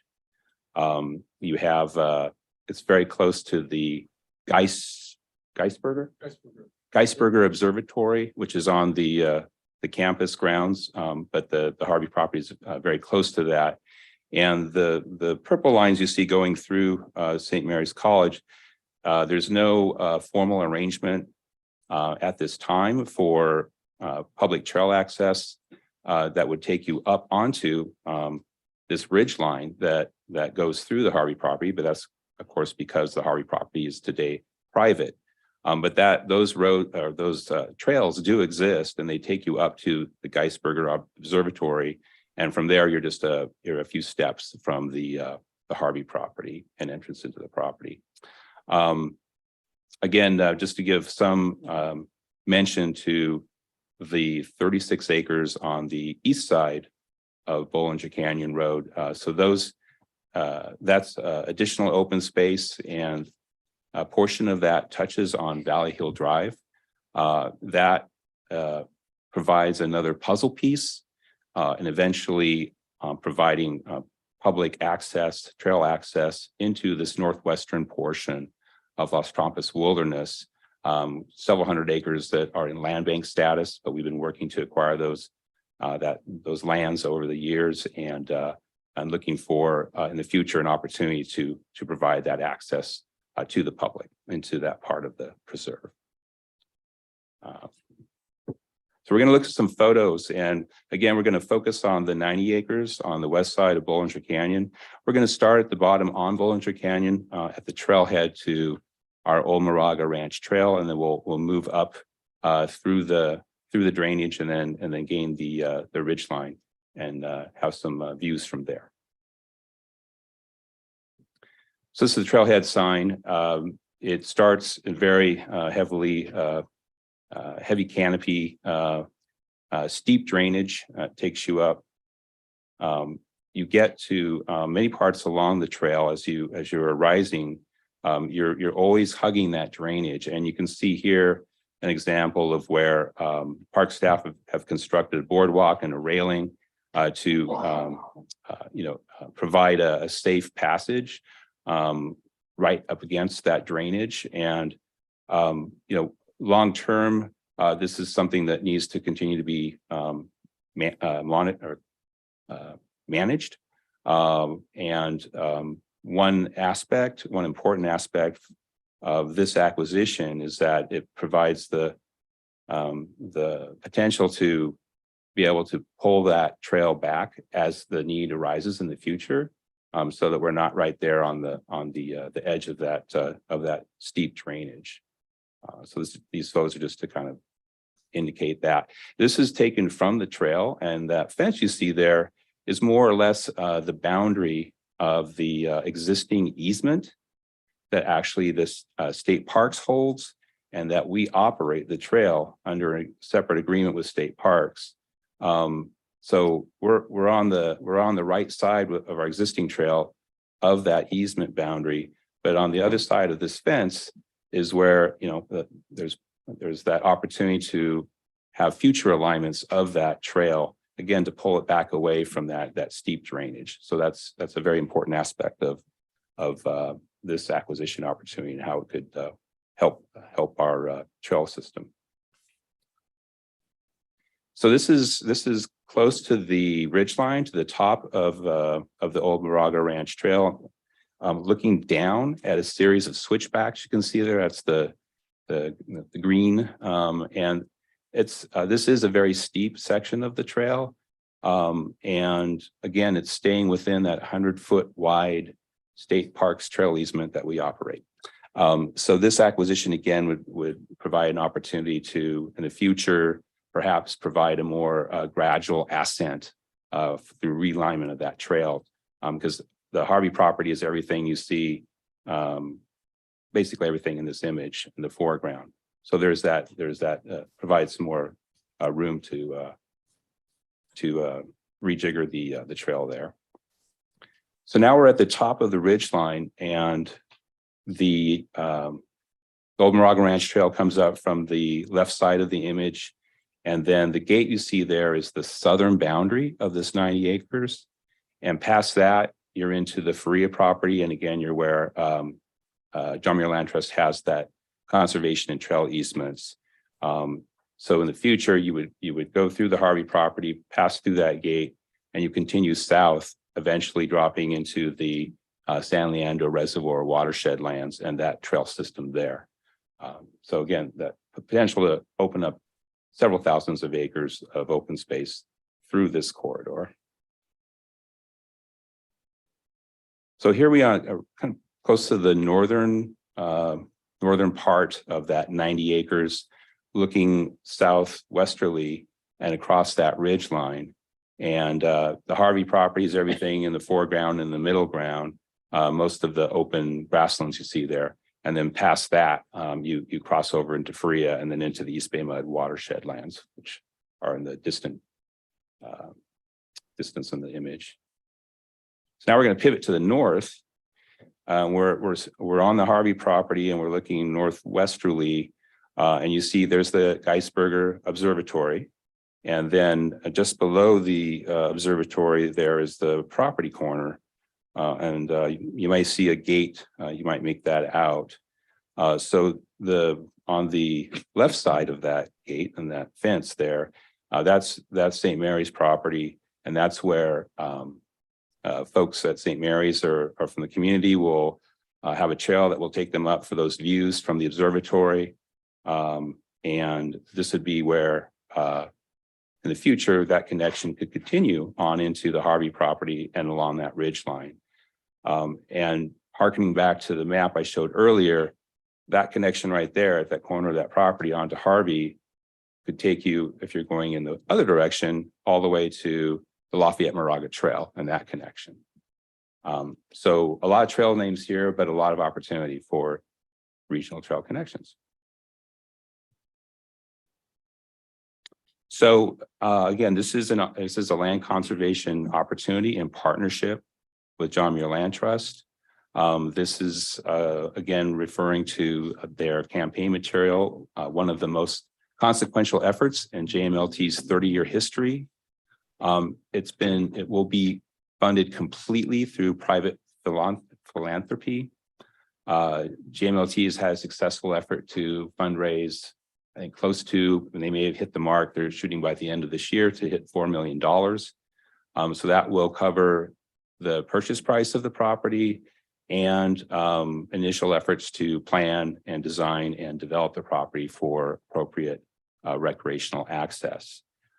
So more now on the opportunity, what this partnership looks like. So we would be, actually, I'll get to that in the next slide.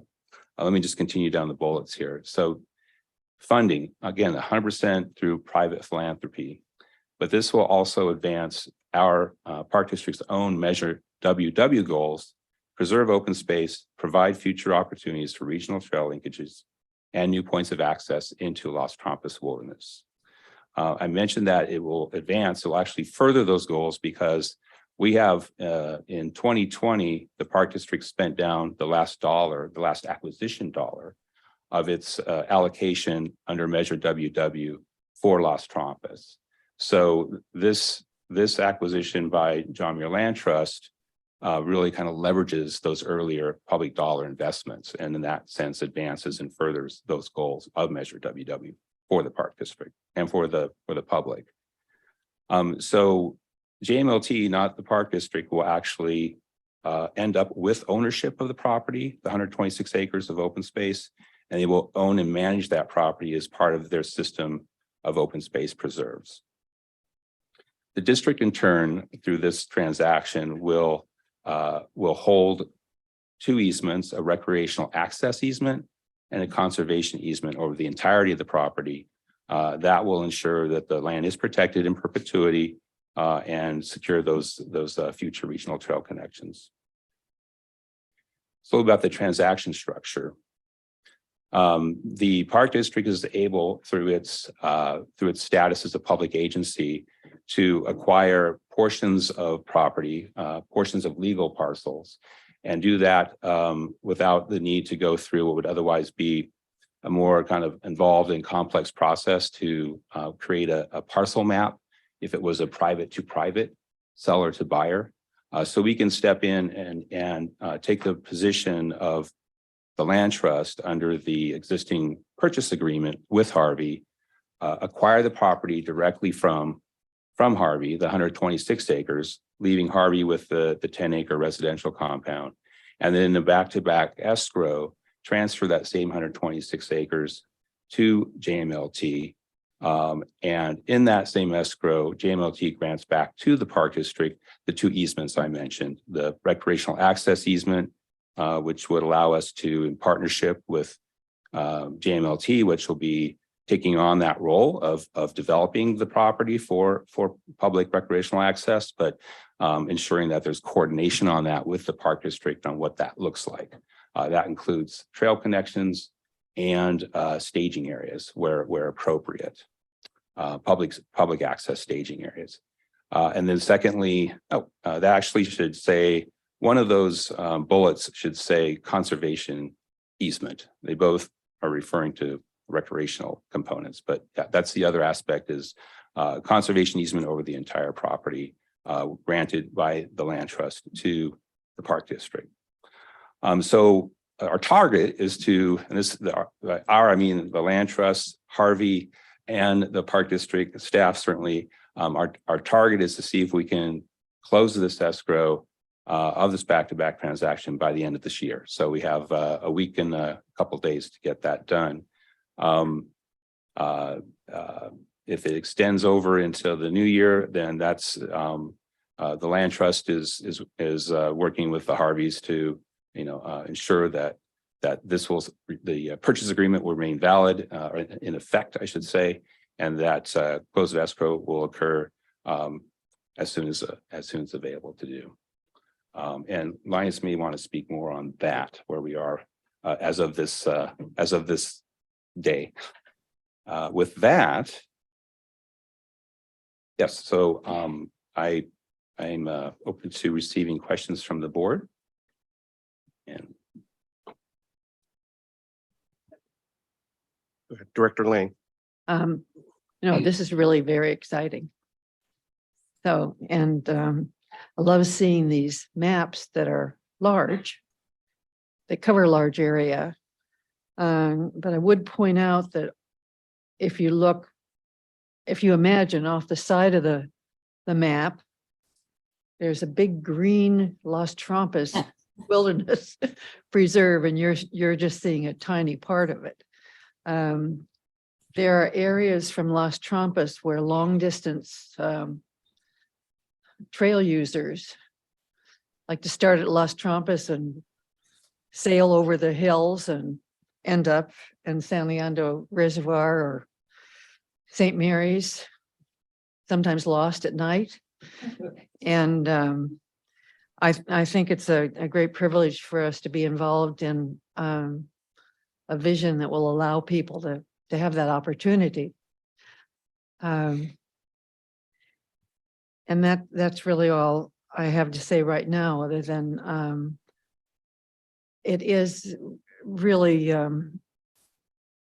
great that as a special district, we can facilitate some of these movements to open space and help landowners as well as trust with that, because I think because of our status as a district, we did something with a similar, because we have the similar powers with the laborers in San Ramon who needed some small changes at the Northern time. California Laborers Union, yes. Yeah, at the same time as we acquired land in that area. So I appreciate your work on this. Thank you. Thank you, Michael. I'm wondering if perhaps it'd be informative for the board in terms of questions and comments if we heard from Linus and then came back to the board. Would that be? Yes, let me introduce Linus Uckel, Executive Director, John Muir Land Trust. Thanks, Mike. I'm back. And I just want to start by again saying thank you, especially to Jason for legal counsel, along with Mike Reeves in lands and his associate Rachel Lem. They've been working very hard on this project. It's a big lift and couldn't do it without them and all of their perseverance in this regard. And of course, to EBRPD for your support, not to get ahead of myself, but for this outcome. And to that end, I just described the property a little bit more. You've heard probably too much from me this afternoon, but it's at least 15,000 acres of open space to the south, including all of the Las Trampas, Upper San Leandro watershed out to Redwood, Chabot, as Mike mentioned, And that's why we call Harvey really a gateway to nature, because it's the way through to get out to all of that and then some. I'd also mention that the Faria property, that's already a recorded access easement through that property to connect to Car Ranch.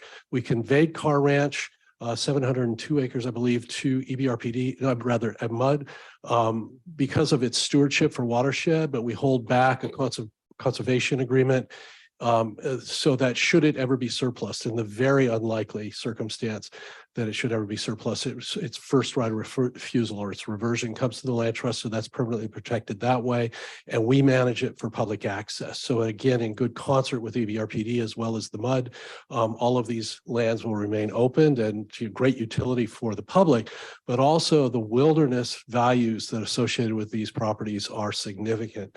It's all whipsnake, red-legged frog, large mammals from mountain lion down to every other creature in between, as well as just beautiful soaring raptor habitat and so forth. So imagine Las Trampas Regional Preserve and then essentially the same habitat values.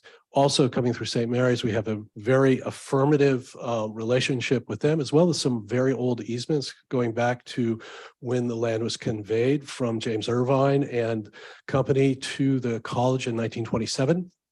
So already in good concert with the college to come in off of the Lafayette Moraga Trail, which also connects to what we call Painted Rock Preserve that foots to Palos Colorados, and trails that are part of the system that was essentially dedicated as approval for that on total 505 acres that the Park District will actually affected many years ago as part of that entitlement. And then that connects out, as Mike mentioned, to the Lafayette Reservoir, which enjoys 1.2 million visitors a year. So all of that connective actually begins to carry the load from that destination. There's economic value associated with it as to people may create a destination for some. But again, all of the scale and scope of it, we're very excited about, as Bev was mentioning, the connectivity to these large landmass, 15,500 acres, I'll repeat, in total, not counting the Lafayette Reservoir. And to that end, though, all of that comes together with your support for this really effective partnering towards a beneficial outcome to everybody's mutual interest, as I say, to the land trust, to all of our membership, $4 million in private donations. That is robust support for this outcome, no small measure. And we've been working on it since 2016.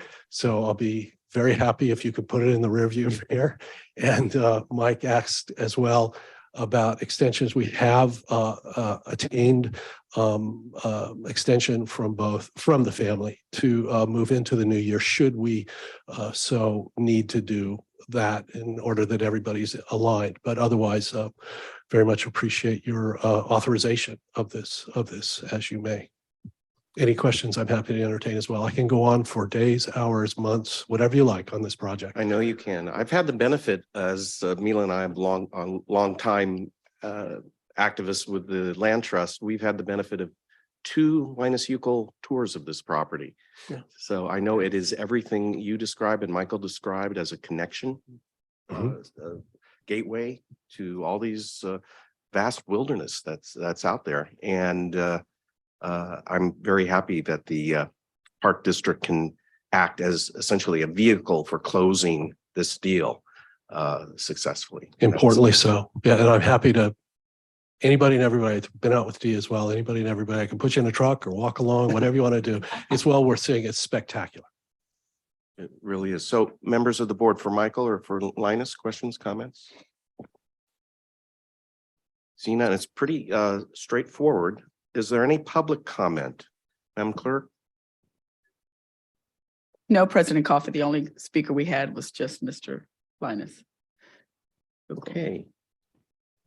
No further board comment or question. Is there a motion? Who should make this motion? I think Director Rosario should. Yes. So move And a second? enthusiastically. Director Lane seconds. Please call the roll. Yes, President Coffey. Director Eccles, Aye. Director Corbett, Director Wieskamp, Aye. Director Lane, Aye. Director Waspy, Aye. Director Rosario, Aye. and President Coffee. Aye. Thank you. Unanimously approved. Thank you, Linus. Thank you, Michael. That brings us to Executive and Legislative Division, item 5A, options for remote attendance at meetings of the legislative bodies of the East Bay Regional Park District. This involves changes in the Brown Act post-pandemic, and it affects both our full board meetings and our committee meetings. And I'll turn it over to legal counsel. Great, thank you, President Coffee. It's really hard to follow a presentation about something like the Harvey property with a presentation about all the new laws that are going to further restrict your freedoms next year. But be that as it may, this is actually an important item, and we're trying to plan ahead. This is there's going to be changes afoot starting in March, and it has to do with the fact that during the pandemic, as you know, the governor passed or issued a few executive orders to allow public meetings to occur remotely.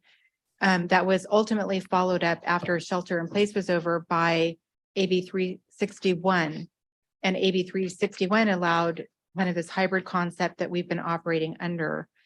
Unfortunately, because the emergency, well, it's fortunate actually that the governor has decided that the COVID-19 emergency has, come to an end, and he has issued an executive order, or will be issuing an order saying that as of the end of February, the pandemic emergency is over. As a result, we can no longer operate under AB 361 because it requires that underlying condition to be there, that the governor have it be declared a state of emergency.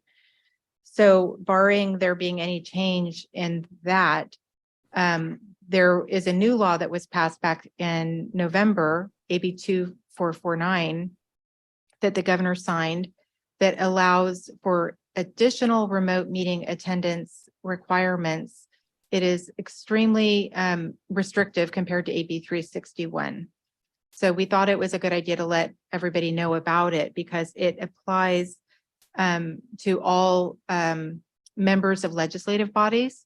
So that includes not just you as elected officials, as board members, but also to the committees that include members of the public, such as the Park Advisory Committee, such as the Deferred Comp Committee, and it applies to your subcommittees, Finance, Exec, Legislation, Ops, et cetera, Natural Cultural Resources, not to let forget anybody on that list. But this new law, AB 2449, is a lot more restrictive than AB 361. It limits the total number of times per year that a member of a legislative body can attend remotely, and it limits the reasons that you can do it. Requires there to be certain circumstances in order for you to qualify for remote attendance. So I'll get into what those details are in a minute, but I do want to emphasize that the traditional Brown Act rules still apply. So while this is an addition to the Brown Act that allows some additional opportunities for remote attendance, we always have the traditional Brown Act to rely on. And the traditional Brown Act, of course, requires that you in advance post your remote meeting location on the agenda. If it were to be your home, that would mean putting your home address on the agenda, as well as posting the agenda at the meeting location and allowing any members of the public who wish to attend come and attend with you from that remote location. So while we have that, many members of governing bodies like this find that that's a little bit intrusive to operate under those traditional Brown Act rules. So the legislative bodies that this new Brown Act law applies to are the board meetings, both regular and closed sessions, any special meetings, workshops, or study sessions, as well as emergency meetings. So it's all of the different kinds of meetings of the board, as well as the subcommittees and the standing committees of the board. Right now, we know what our Brown Act bodies are, and so we're going to have to be working with staff to get the word out to the recording secretaries and to the clerk's office to come up with some way of making sure that everyone understands these new rules come March. The circumstances under which a member can teleconference are the following. You can teleconference under AB 2449 for just cause.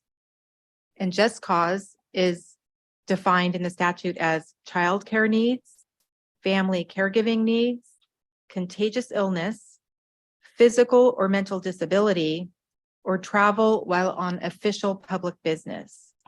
And to teleconference via just cause, you simply have to notify the body at the earliest opportunity. There's no real procedure other than I have childcare. You notify that you're going to do it, but there are these limitations in how many times a year you can do that.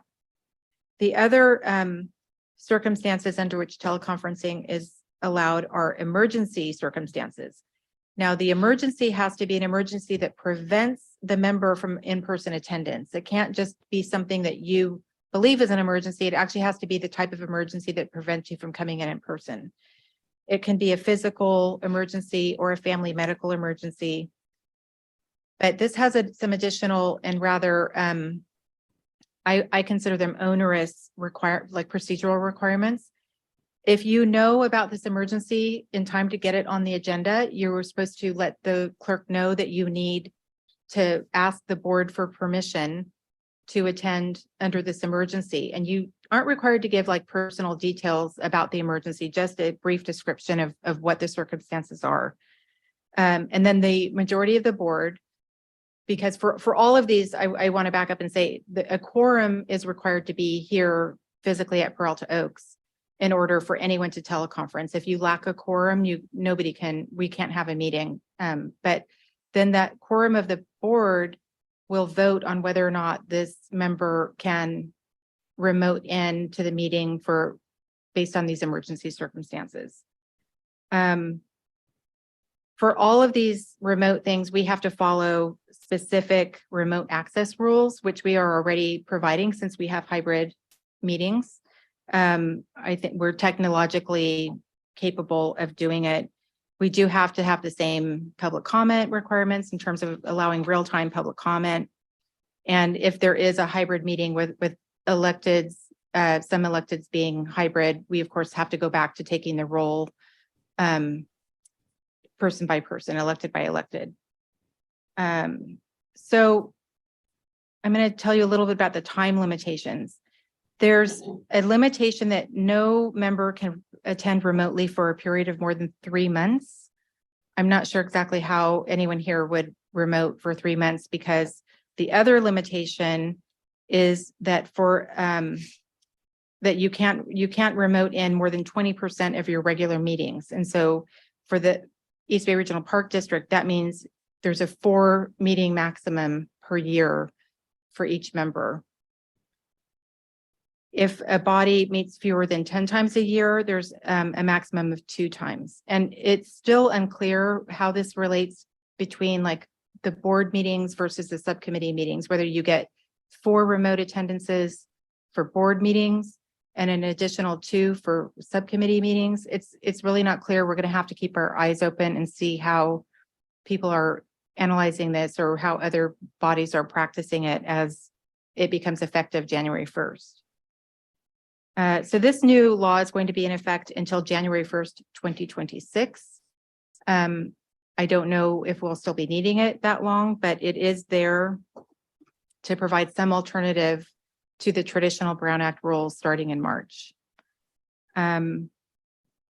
I guess the next steps that we would identify is that the clerk's office and legal would want to develop some kind of a workable process for the members to use if you are going to, call in and ask for remote attendance for just cause or for an emergency.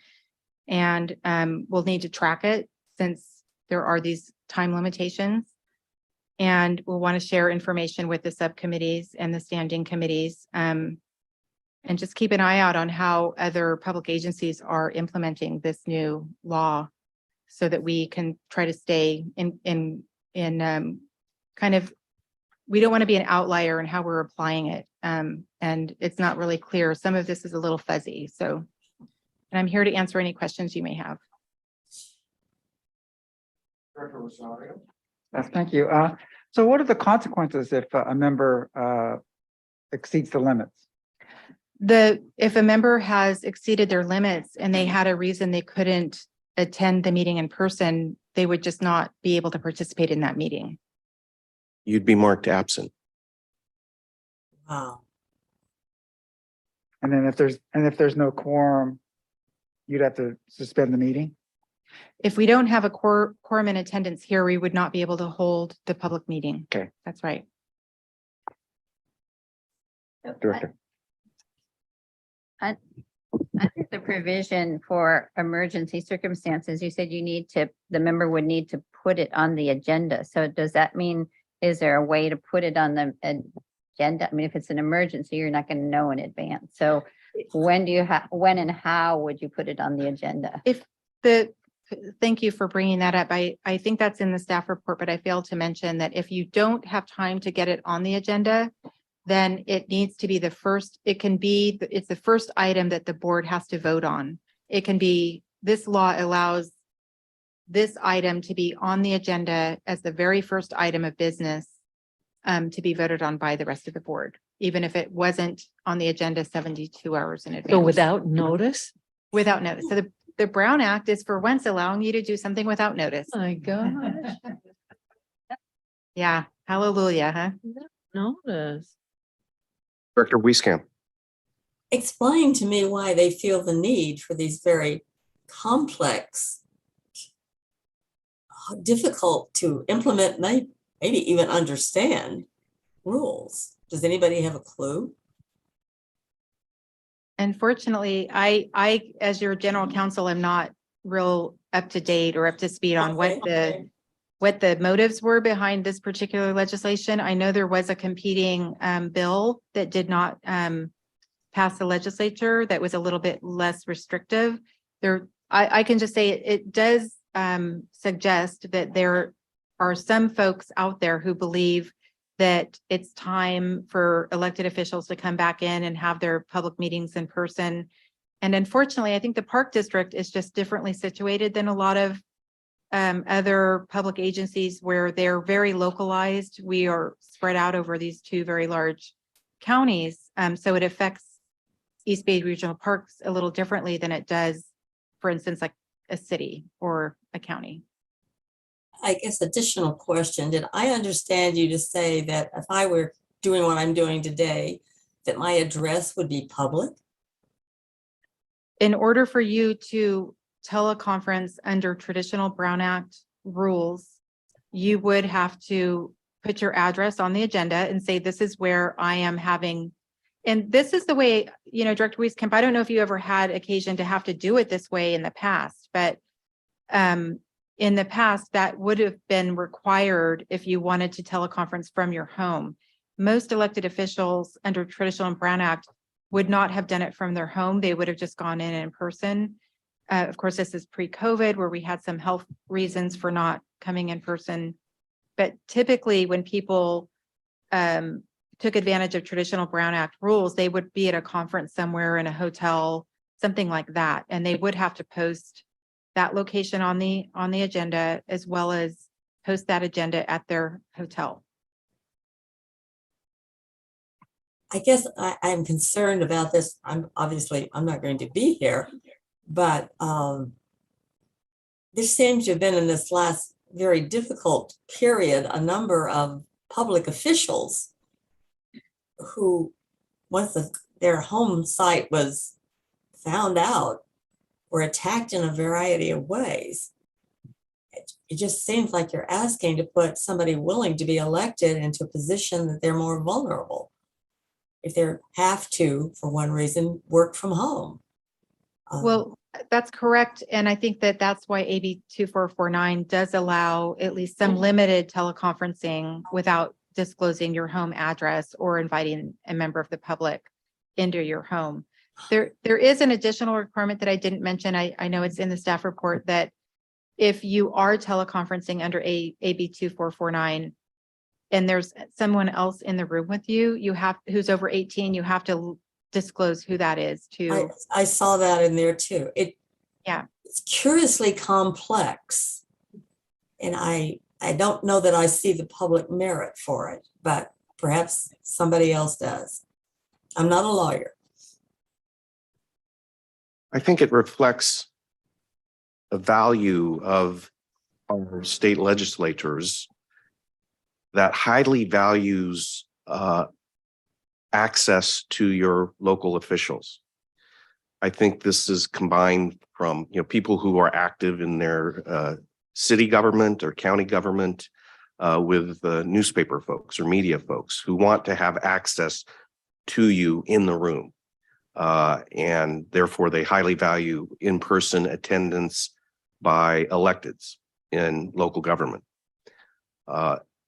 They're providing free teleconferencing or Zoom access for the public, but they're clearly trying to influence the number of times we can miss meetings and yet still attend. The other option we have is to simply be absent.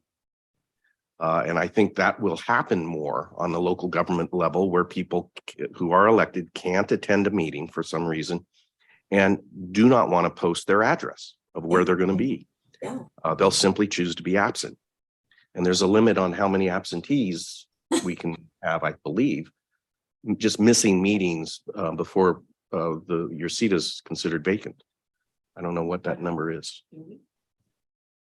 I can look into that. I'm not aware of there being. I'm aware of special districts that I've worked for where the limit in the law was 3 meetings consecutively, and then your seat is considered vacant. I look into that. I don't think we have that type of a restrictive number for this agency, but I'll look into it. Well, that would make it easier for us to be absent, but you don't want to be absent. If you can attend by Zoom, that's an advantage. But things do happen. And I know there are times when I've intended to be in person and at the last minute decided to Zoom it rather than be absent. And those opportunities will be limited now. So I think, Ann, that's what's going on. Well, I think the public would not comprehend why we're doing it. I'll be honest. I think all of us today, I would have been there. I'd love to. This is the last full board meeting I will attend. And I simply was quite ill last night and I valued my health more than being there in person, but I was certainly going to try to be there as I am today. And I think the public elects you to do your best to be involved. And what they're doing is cutting off access to certain people because of certain limitations, things that come up in life to everybody. And I agree with Lynn, because we're such a large jurisdiction geographically, it's a tougher thing if you're sick, and given only two times a year you could do that, call in sick and still attend by Zoom.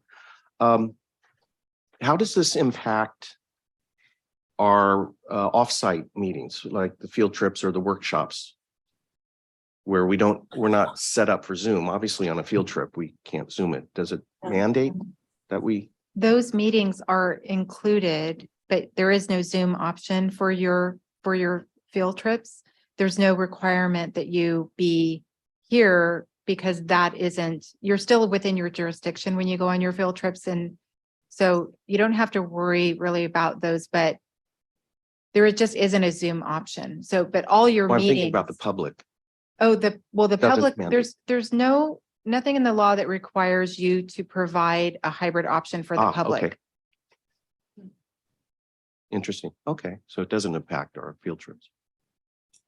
So this is informational, no resolution or board action. Are there any further comments or questions from the board? Director Corbett. So prior to COVID coming along and changing the rules to a certain extent, there already were rules that allowed people, say they were an elected member and they were traveling from where they normally met because they had, they were off on business or something. So they had to call in from a hotel room, so to speak, and give the address where they were. So are those kind of things going to still be allowable? Yes, that option is still allowable, and it's just that, as you say, if you're coming, remoting in from a hotel, you probably don't mind giving that address, and you probably don't mind allowing somebody from the public to be in the hotel room with you. It's just that it doesn't eliminate that option for your home residents, but many elected officials would be reluctant to put their home address on the public agenda and invite the public into their home to attend while from their remote Right. location. But that is what you're referencing are the traditional Brown Act rules, which have never gone away. They're still there for you. Okay. Yeah, will we have an opportunity to have more education on how this works at some point? Absolutely. that'd be important. We will need to be coming up, like I said, with the clerk's office, legal and the clerk need to work together to come up with some procedures, and we can, give you a little bit condensed version of what I prepared as a staff report that really just tries to clarify, this is what you need to do. These are the circumstances under which you can ask for remote attendance. And I'm happy to have offline discussions with anyone about your circumstances. If you're wondering, does this circumstance of mine fit within the rules, the current state law? I'm happy to have those conversations with you. I don't think it would be unusual to see that in the future, after this has been endorsed, this has been put in as a law, that it gets changed, it gets moved around and changed. I'm sure there'll be questions about the right way to do this and how it impacts people and their privacy and stuff. I'm sure we're going to see things happen. Right. And there's always the possibility, I think it's remote at this point, that the governor would extend the emergency order for COVID-19. I think that's a remote possibility, but if that were to happen, we would still be able to use AB 361 because that's still in effect through the end of 2023. Right, since sadly, COVID has not gone away yet, and doesn't look like it will too quickly. So, thank you.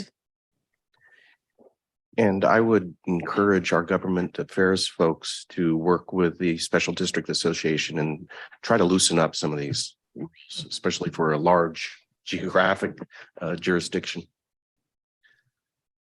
Okay, thank you very much. Appreciate it. Is there any public comment on this item? I No, don't see any in the President Coffey. room or on Zoom. So the next item is 5B, an ordinance of the Board of Directors of the East Bay Region Park District providing for an increase in board member compensation from $115 up to $121 for each day's attendance at a compensable meeting of the board. We've had some experience with this in past years. I think this law has been in effect now for several years, which provides that upon notice. I think we took action at an earlier meeting to put notice in the paper of this potential action, and then it comes back to us today to approve, and it permits up to a 5% increase in the stipend. I'll turn it back to the council. Correct, President Coffey.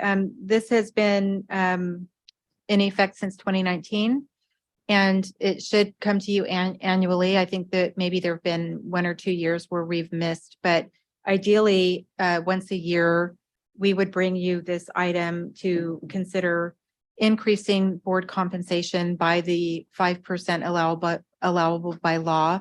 You can do anything between 0 and 5. 5 is just the maximum. If you don't provide a 5% increase this year, you're allowed to do it next year, so that next year it would be up to 10%. I personally recommend that you try to just stay on top of it rather than accumulating like larger increases. And but it's completely up to you. I think that all of the information about this is in the staff report. I did want to just provide some information to you that was requested regarding what the numbers would be if it was less than a 5% increase, because during the last meeting where we considered this before we published the notice in the newspapers, we did have some questions about, does it have to be 5%? Could it be some other number? And so if, so 5% would mean that you'd be giving yourself, you know, like a $5 plus increase per meeting. And keep in mind, because the board is frankly not paid very much for all of the hard work that you do, these percentage increases really are just, we're talking about a few dollars per meeting. But if you wanted to do a 3% increase, that would mean that you would be raising the per meeting rate to 118 or almost $119 per meeting. It would be a difference of about $3.30 from what you're being paid today per meeting. And so these are very small increases, but I realize that you all have a lot of feelings about giving yourself a raise. I personally think that you all work very hard and the law allows this, and it's good to stay on top of doing it if you can find it in your heart. And I think that Deborah's nodding. She can find it in her budget. So if you have any questions for me or Deborah or Jim or Anna or anyone, please. Okay, we'll bring it back to the board for questions. And I want to acknowledge up front that the position I've always taken has been largely symbolic, that we should be consistent with what our workforce has gained in terms of compensation increases. But the actual dollars don't really matter that much. So, you know, I'm going to again acknowledge my position has always been largely symbolic, but I think it's important. Anyway, colleagues, any comments or questions? So we need to pass a resolution. And when we adopt the resolution, it should have a number to go with it. If it's the max of 5%, that number is going to be the max allowed by law, $121.26. Director Waspy?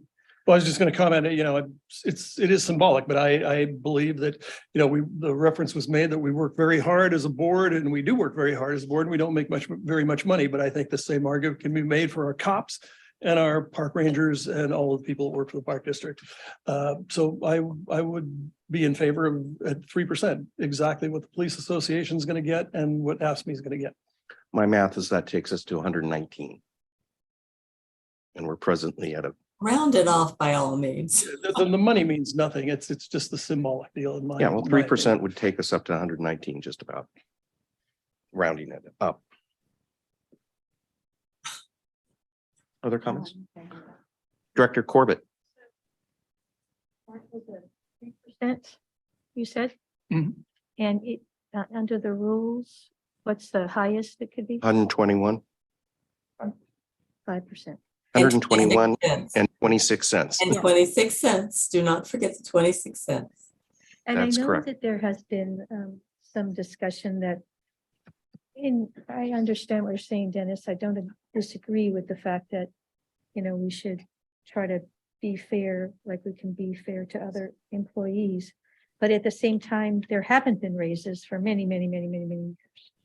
So the fact that we would do 5% now, as opposed to 3%, does take into consideration that there's a couple of years we didn't take raises, and there's many, many, many years we took no raises at all. So I think 5% is fair based on the amount of work that we do. And but I do certainly understand your concerns and thoughts. Other comments or questions? D? I'm in favor. Okay. Starting with Director Waspy. Director Eccles. Yeah, I had a similar thought as Alan, because I do think we have to put it in historical context. And there have been, I think there was something like, I don't know if I'm thinking correctly, but something like 5 years in a row where there was no increase. And so, you know, I think 5% is pretty small given what we get paid, which averages out well below minimum wage and living wage. Certainly not enough to pay the babysitter. So I, you know, and I appreciate that some folks, so it doesn't matter, it's symbolic, but you know, a dollar is a dollar. And I also want to keep the perspective that, most of the people on this board, the majority anyway, are retired or are in a position to not have to take a salary. And I guess technically I don't have to take a salary either, but it is helpful to get something to make the budget work. So You will appreciate the fact that the present governor allows this to happen for so many years. Attempts to raise the stipends of special district electeds were vetoed by governors. And so it's correct. There have been no increases for many years. well, I guess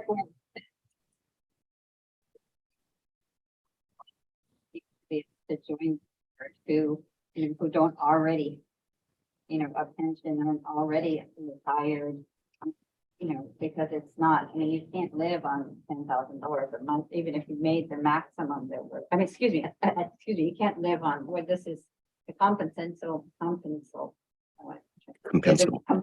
thank you, the compensable meetings, you're probably not even gonna get to 10 in a month, so you're talking about getting less than $1,000 a month, and so, someone who is taking the time to do this job, which is at least 3 days a week, maybe up to full time, depending on how much you do. It's out of range for a lot of people. We should do what we can to make this board accessible to people. Anne? I'm not going to be here to get this munificent raise. Yes. But I said before when this came up that there are some people who are not in the best, that have not the best economic circumstances, who can be elected to boards. And a certain amount of money is certainly helpful, whether it's to pay for gas or babysitting or all the other things that come along with what you have to do as part of life. So I think if somebody is suggesting 5%, if that is allowed, I think that's quite reasonable for the work that so many people do. And it doesn't seem to be out of line with, I don't know, what does the governor make a year? It seems to me that it's a reasonable amount. And I'm sorry, I'm going to ask for a short break because I have medicine I need to take, or I can just leave the meeting, whichever you prefer. And I mean short, 5-10 minutes after this. All right, we could do that and then come back and have a vote on this. Yay, you can go ask your neighbors what they think of a 5% raise on this. We're going to hear from Director Corbett, then we'll move for a vote. Okay, great. Thank you so much. I'll try to make this very short, but there's a reason. Let's take a break now. Well, it's going to be short. There's a reason this law is here, and that's because there were a lot of organizations that had raised their amount for their workers much higher, very, very, very high. And so there was a law passed to stop that, slow that down. We happen to be one of those organizations who have a very low number, and we're up against other agencies that have a much higher, amount per month. So, we are actually very low, and we are nowhere close to the people that are paying a whole bunch more. That's correct. That's right. Yeah. Okay, 10-minute break. Everyone, really? Great. 10 minutes? Thank you very much. I appreciate it. Thank you. Callum, if you could.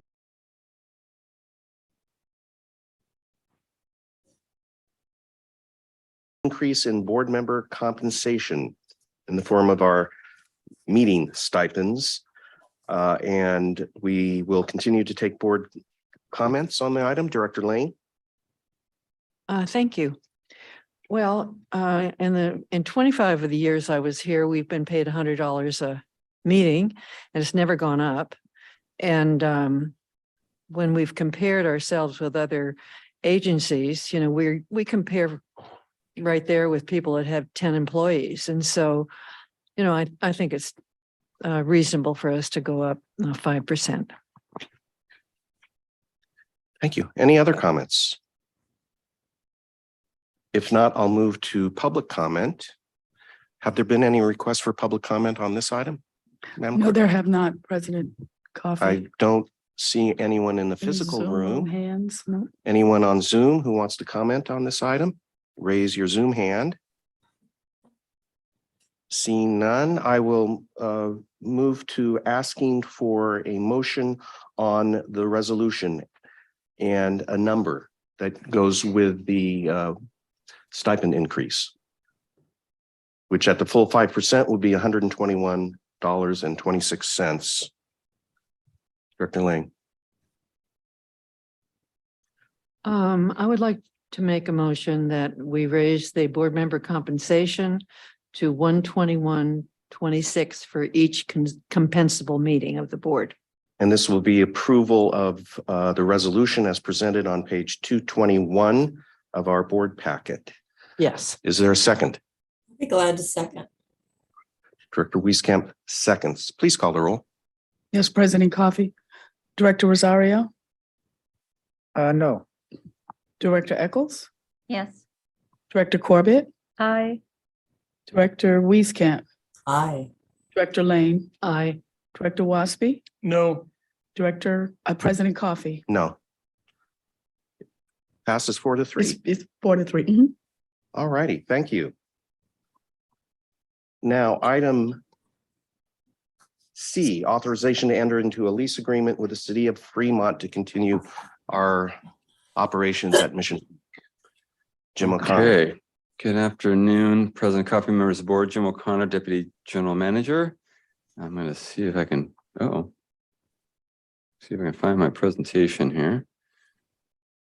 Let's see. I would preface this by noting that we've had many meetings and discussions. Yes, we have. And that gentleman has had the most. It's supposed to be open. One at the podium. We're having an IT issue being worked on.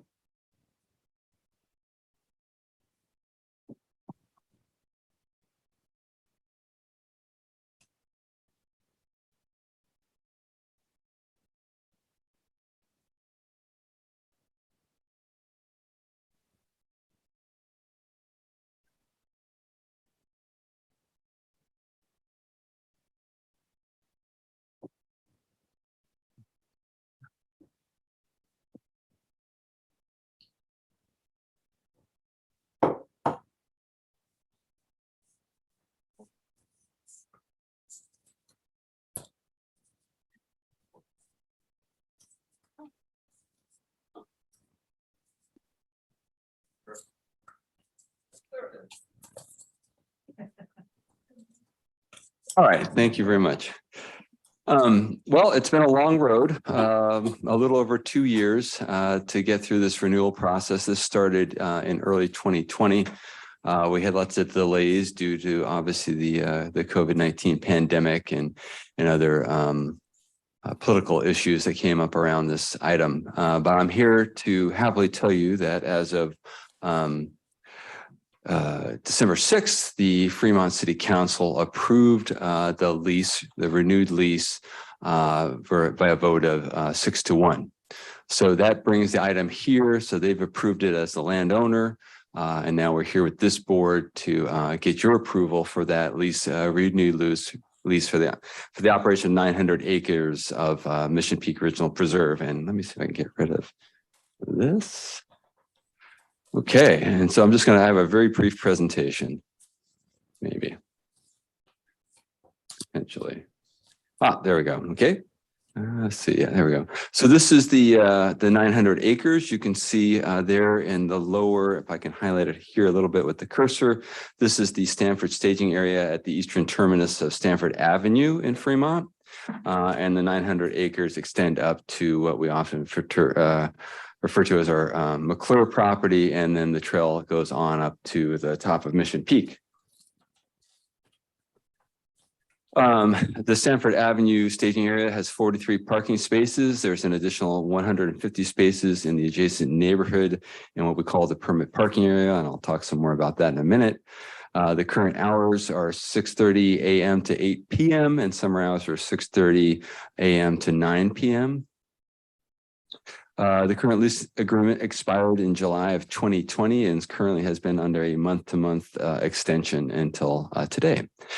We've also worked with the city of Fremont in 2016 to initiate a permit parking program to address some of the issues that were impacting the neighborhood. This is a very, very popular hiking area, and there was some significant impacts to the local neighborhood.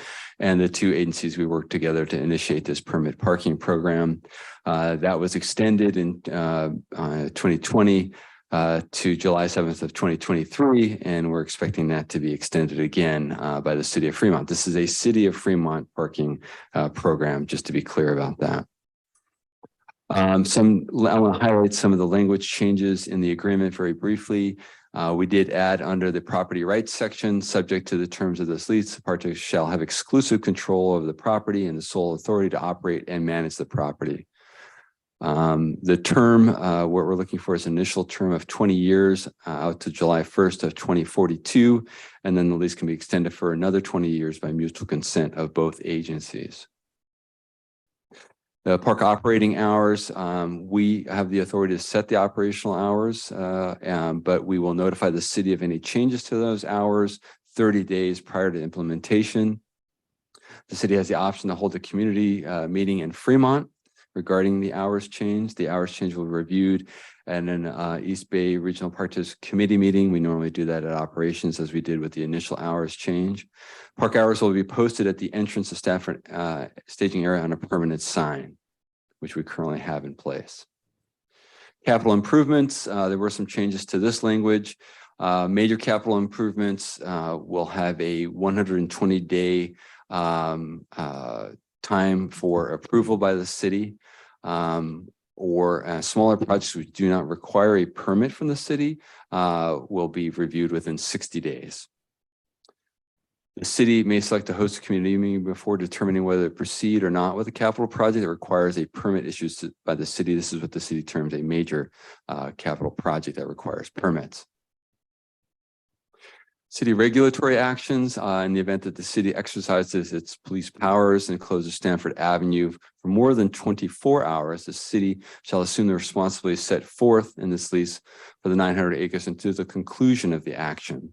The city shall notify the park district in writing when the closure action has ended or is to end, and the park district will resume responsibilities, but not less than 24 hours in advance.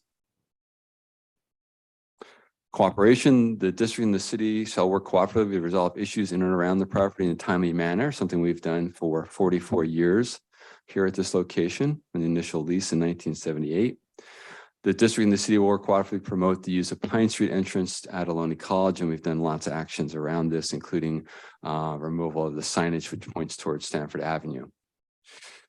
Termination, the lease may be terminated within 90 days for material breach of the lease, or within 30 days by written notice by either party. The staff recommendation is the general manager recommends that the board of directors authorize the general manager to enter into a lease agreement with the city of Fremont in order to continue to provide regional public park and recreation and open space management as part of Mission Peak Regional Preserve on approximately 900 acres of city-owned open space for a 20-year term. And of course, I'm here to answer any questions that I can. Questions from the board? No, as I mentioned, we've been over these terms and conditions frequently. And I'm seeing no comments. Any requests for public comment? I would like to publicly thank our staff as well as the City of Fremont staff and of course, all of the council members who supported the agreement. And really, this has been a long road, and it was a great effort on your part, Jim, and that of the staff. So thank you. Thank you. Ann. Jim, it's been a long, long road. So congratulations to you and also to the Fremont staff that worked very hard to get to this point. I myself am not like Dennis Wasby, who thinks Mission Peak Hike is the greatest thing in the world, but there are many people who do enjoy it almost on a daily basis. And I think we've done our best to make it better for the neighbors in all ways possible. And so I think it's reasonable. It's reasonable for the city and it's reasonable for us. So congratulations on reaching this point. Thank you, Director Wieskamp.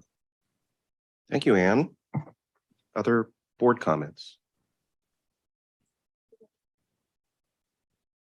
Very much appreciate it too. Good place. The hiking is done. Thank you, those who were involved in making this happen. Yes. Yeah, your work and the general manager's work made this possible.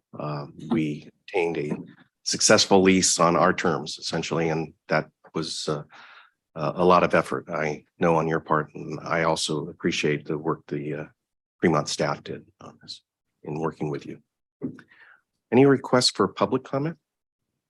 No, President Coffee. No, I don't see any in the room Neither do I. or on Zoom. So Director Wieskamp, would you like to make a motion to approve this lease agreement with the city of Fremont? I would love to make the motion and look forward to us finishing this vote and everybody being in a positive, cooperative mood. Thank you. So Director Wieskamp has moved the resolution as presented on page 225 of our board packet. Is there a second?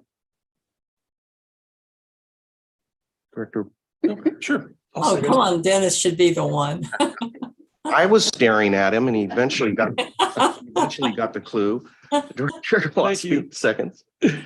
And please call the board, the roll of the board. Yes, President Coffee. Director Rosario. Aye. Director Eccles. Aye. Director Corbett. Aye. Director Wieskamp. Aye. Director Lane. Aye. Director Waspy. Aye. And President Coffee. Aye. Unanimously approved. Thank you. Can I add one thing? I had a call from a citizen of Fremont who said, Ann, do I really have to come up there to this meeting? And I said, no, I don't think you have to. I think it's a good, positive thing and it's going to be successful. So see, I told you, and he didn't come and it worked out just fine. Congratulations, Jim. Thank you, board. I appreciate your support. Next to general manager's comments. Pete, thank you for hanging with us all this afternoon. It's very appreciated. You're still here. We have a presentation from Lifeguard Service Manager Pete DeQuincy. Yeah. Finally, you should say, yes.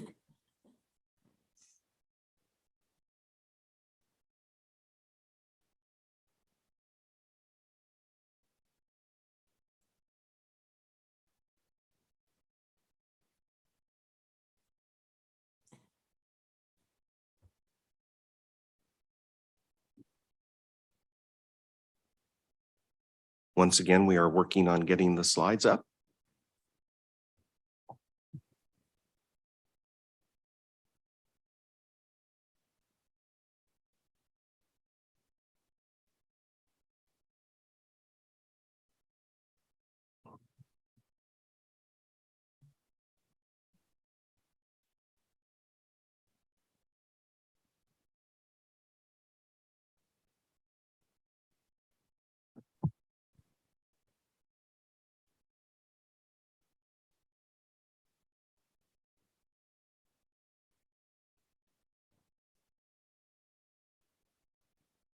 All right.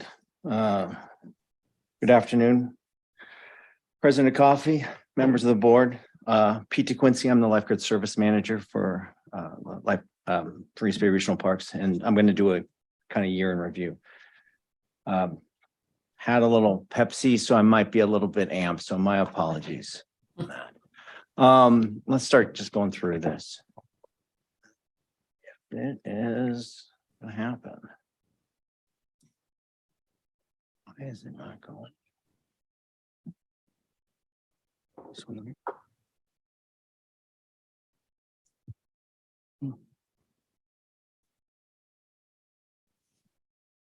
Yeah. Okay. Yeah. So either this one or that. Okay. This one. Yeah. Okay. All right. Let's do this. All right. Okay. Let's just get up right to the point. There was a lot of challenges this year. Specifically, we had infrastructure renovations. We had water quality, water, just drought, all sorts of things. And out of our total of 12 facilities that we usually run, we had 4 of them closed. And so that put up a lot of challenges, specifically the renovations for Contra Loma, for Roberts, Lake Anza was water quality, and just lack of water with Shadow Cliffs. And so what did we do? And kind of like talking about that, as we do in the Park District, we just kind of keep calm and carry on, and we make it work. I'd like to cite something that Deputy General Manager Jim O'Connor said. We figure it out and we make it work. We figure out what we need to do to move forward. And so some of the things was about really finding water. I know that when we did get the notification that we were not going to be opening Contra Loma, we had to find a partner, and we had to find a partner rather quickly. After that meeting, I'd say within the hour, we reached out to City of Pittsburgh, and they also serve Ambrose Recreation and Park District. And we started the idea that we would utilize Ambrose Aquatic Center. And by mid-June, we got that to happen. And again, if you're looking at the photos there, those are all the photos of the programming that we had specifically there. So we developed a new partner, which was fantastic.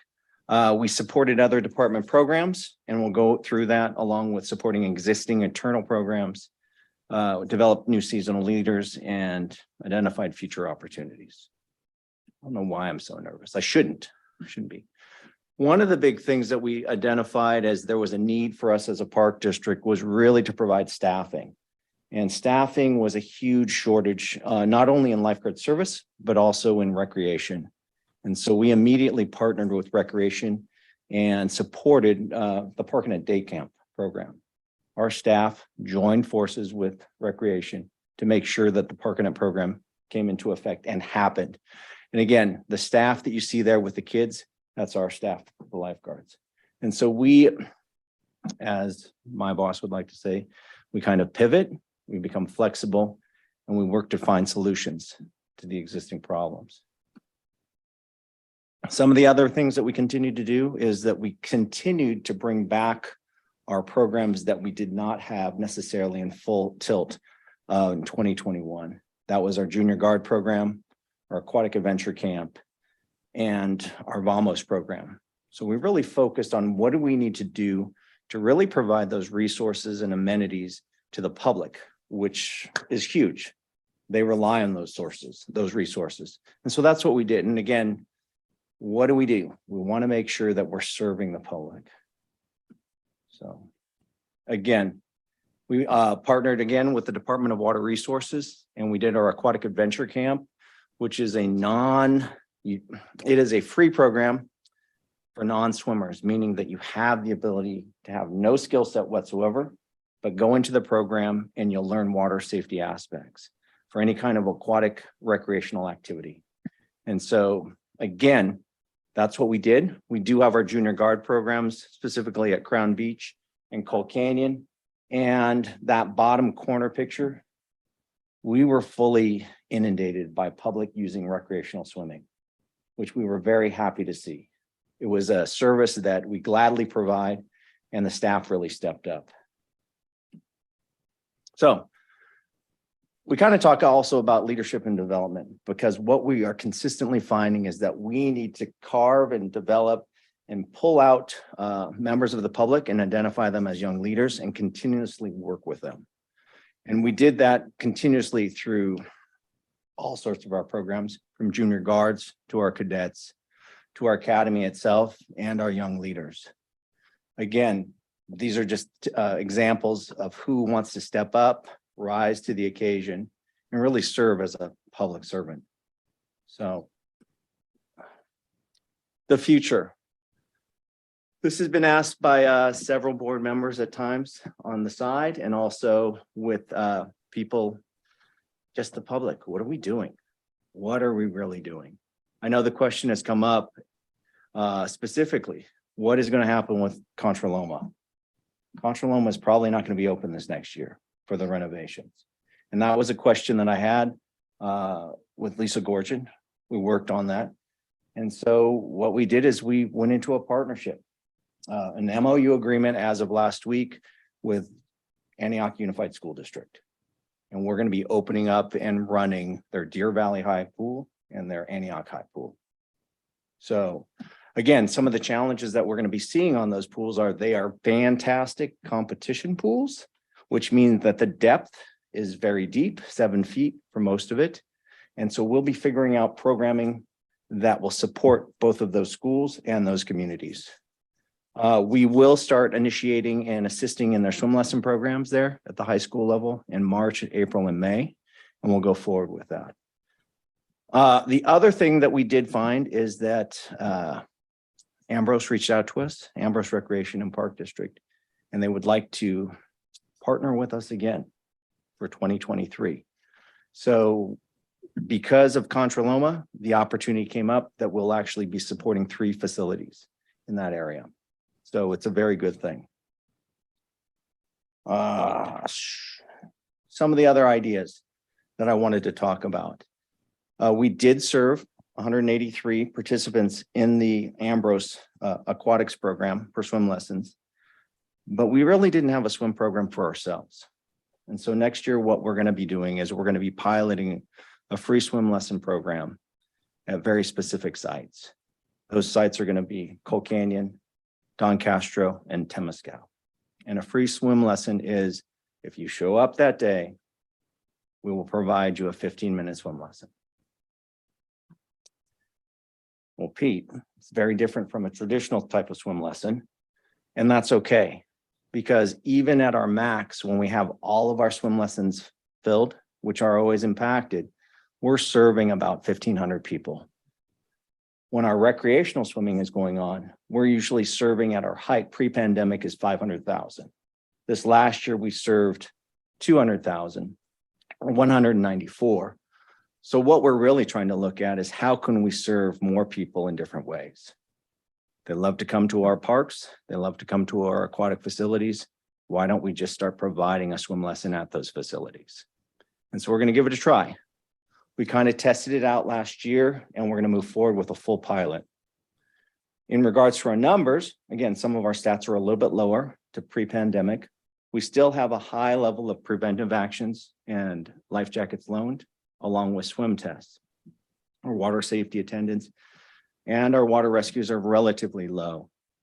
Some of the other exciting things that I have not put onto the screen is we did secure, with the help of the Regional Parks Foundation, we secured a $25,000 grant for funding that is actually partnering with Delaware State, which is a historic Black college. And they're going to be doing a study on water competencies, which is, again, swim lessons are broken up into water competencies, how to get out of the pool, how to float, how to turn over. So we're partnering with them to do a scientific research-based study on curriculum that we developed with Hayward Area Recreation and Park District. They'll be studying and testing out the curriculum, not only at Delaware State, but with, let me get the name correct, Norfolk University, and is it Cheyney of Pennsylvania University. So again, we're trying really hard to move forward in how we serve the public. And those are some of the aspects that we're doing. That's pretty much all that I have at this point. So I'm going to exit out of this. If I can do that or stop the share. If I don't butcher this. And I really prefer, there we go. If there's any questions that I can get from any of you, that'd be great. Sorry. Director Lane. I'm sorry, I didn't catch the 2 high schools that you're working at. What schools are they and where are they located? Yeah, absolutely. So we're going to be working with Antioch Unified School District, and both Antioch Unified School District has an Antioch High School pool and a Deer Valley High School pool. Those are both in Antioch, and we'll be taking over and partnering with the school district to run those pools this next summer. Okay, and that's a focus on programs or swim lessons? Both. So we've been asked by the school district to help support their current existing swim lesson programs, which are in the PE classes, and develop new programming that's going to really serve the non-swimmers at both of those schools. So kind of a version of how can we engage the student body to participate in aquatic activities safely through water safety, partial swim lessons, access to different types of aquatic recreation. So, and then an ongoing development of a lifeguarding program at both those schools. I've told them the blue sky dream that I'd hope for is that we could get 100 lifeguards out of Antioch Unified School District every year. Again, the idea is that we're going to teach the community how to be lifeguards so they can be empowered to oversee the water safety programs at both those schools. So, Okay, well, I appreciate that because we all miss the opportunities at Concha Loma. absolutely. And again, that's what we're trying to do. Again, a lot of the student body utilize Concha Loma in the summertime. So what can we do to keep moving that envelope forward? So. Okay, thank you for your flexibility. No problem. And Anytime. if I could piggyback on that, is it fair to describe the two high school pools as being underutilized? They're not utilized at all other than through school programming. And again, that's very limited because again, it requires that you have on-site staff to be trained and available to run those pools. So we're going to be providing our staffing, our equipment, and the support of what they need to be, see what they can do. So. And the same would describe the use of the Ambrose pool? Absolutely. We provided a full staffing, which is something that, again, there's a national shortage of lifeguards. Even us as the regional parks, we had 78% of our normal staffing. We were kind of blessed because of the shortage or the renovations. We didn't need to hire as many, but we still used them. Yeah, one of the many facets of our successfully managing the COVID lockdowns and such was the operational approach to keeping these people, these lifeguards employed. Correct. With meaningful work that the district Absolutely. needed, and therefore being in a position to keep them employed when we were able to open up these swimming programs once again. And as we know, a lot of agencies have had trouble with hiring lifeguards and have closed down programs, and we're still going strong and expanding, it sounds to me. So very much appreciate that. No problem. Anytime, President Coffey. I think some of the challenges that, as you said, is we have to keep them engaged. We're fortunate right now that we did have 130 lifeguards last year, and we've already had 109 return. So we have a very high percentage that want to come back. They believe in the mission of the park district and they want to work here. I think the challenges that we're going to see is how do we keep them engaged as we become more flexible in our partnerships with school districts and other facilities. So, I mean, that's kind of where we're going. I did fail to mention that my permanent staff have been ongoing in regards to the COVID pandemic, supporting the COVID response team, not only in just CPP site visits, but testing, getting supplies out for the last, 2 years and 10 months at this point. And so it's ongoing. And so they continue to do that without a falter in their step. So I needed to make sure that that was acknowledged. They've done phenomenal work. Is there any other questions that I might be able to? Oh, yes, Director. Your program's amazing. You're amazing. Were you able to get any cooperation or collaboration with the city of Oakland? I appreciate that question, Director Rosario. We did pilot a program with Castlemont High School in the spring of this year, and we supported their swim lesson program. We had about roughly 30 to 40 children go through the program in April and May. We thought it was a success, and we then issued out an MOU agreement to formalize something for the summer. We did not get a response back. And then we modified our MOU agreement to see something if we could do it for the fall and the spring of this upcoming year, and we still have not had a response. So we're going to continue to try to work something out because it is a great facility. It's a really receptive community for that, for aquatic programming. We just need all of the teachers and the board to get aligned so that we can get something signed. And is that, so that's what the school district, That is a OUSD? school district run pool. Okay, and it's not parks. It's not parks, it's not the city. So it's a very separate, different beast. And that's what I think, it allowed us that experience to be successful in securing an MOU agreement with Antioch. Okay. So what we're hoping to be able to do is go back and say, hey, we have an agreement with Antioch. These are all the things. What do we need to do to help move this forward? I know a couple of people on the board. I'll have a chat. Anything would be appreciated. So thank you very much. Just the way, I mean, your department, along with INR and everybody else, is just the way you've pivoted is just amazing. And being able to service the community. And it sounds like we're going to be building our own, not only building up our own future lifeguards, but lifeguards for the entire area. That's what we're hoping for. Because there's huge shortage everywhere. Yeah, Director Rosario, that is one of the goals. We see a lot of times that specific cities or agencies become very siloed or singular.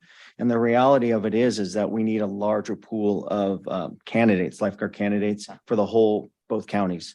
And so that's what we're trying to do as a special district. Yeah, great. Mhm. And then last, I haven't heard any COVID exposures from the activity of swimming and treated pools. That is correct. Yeah.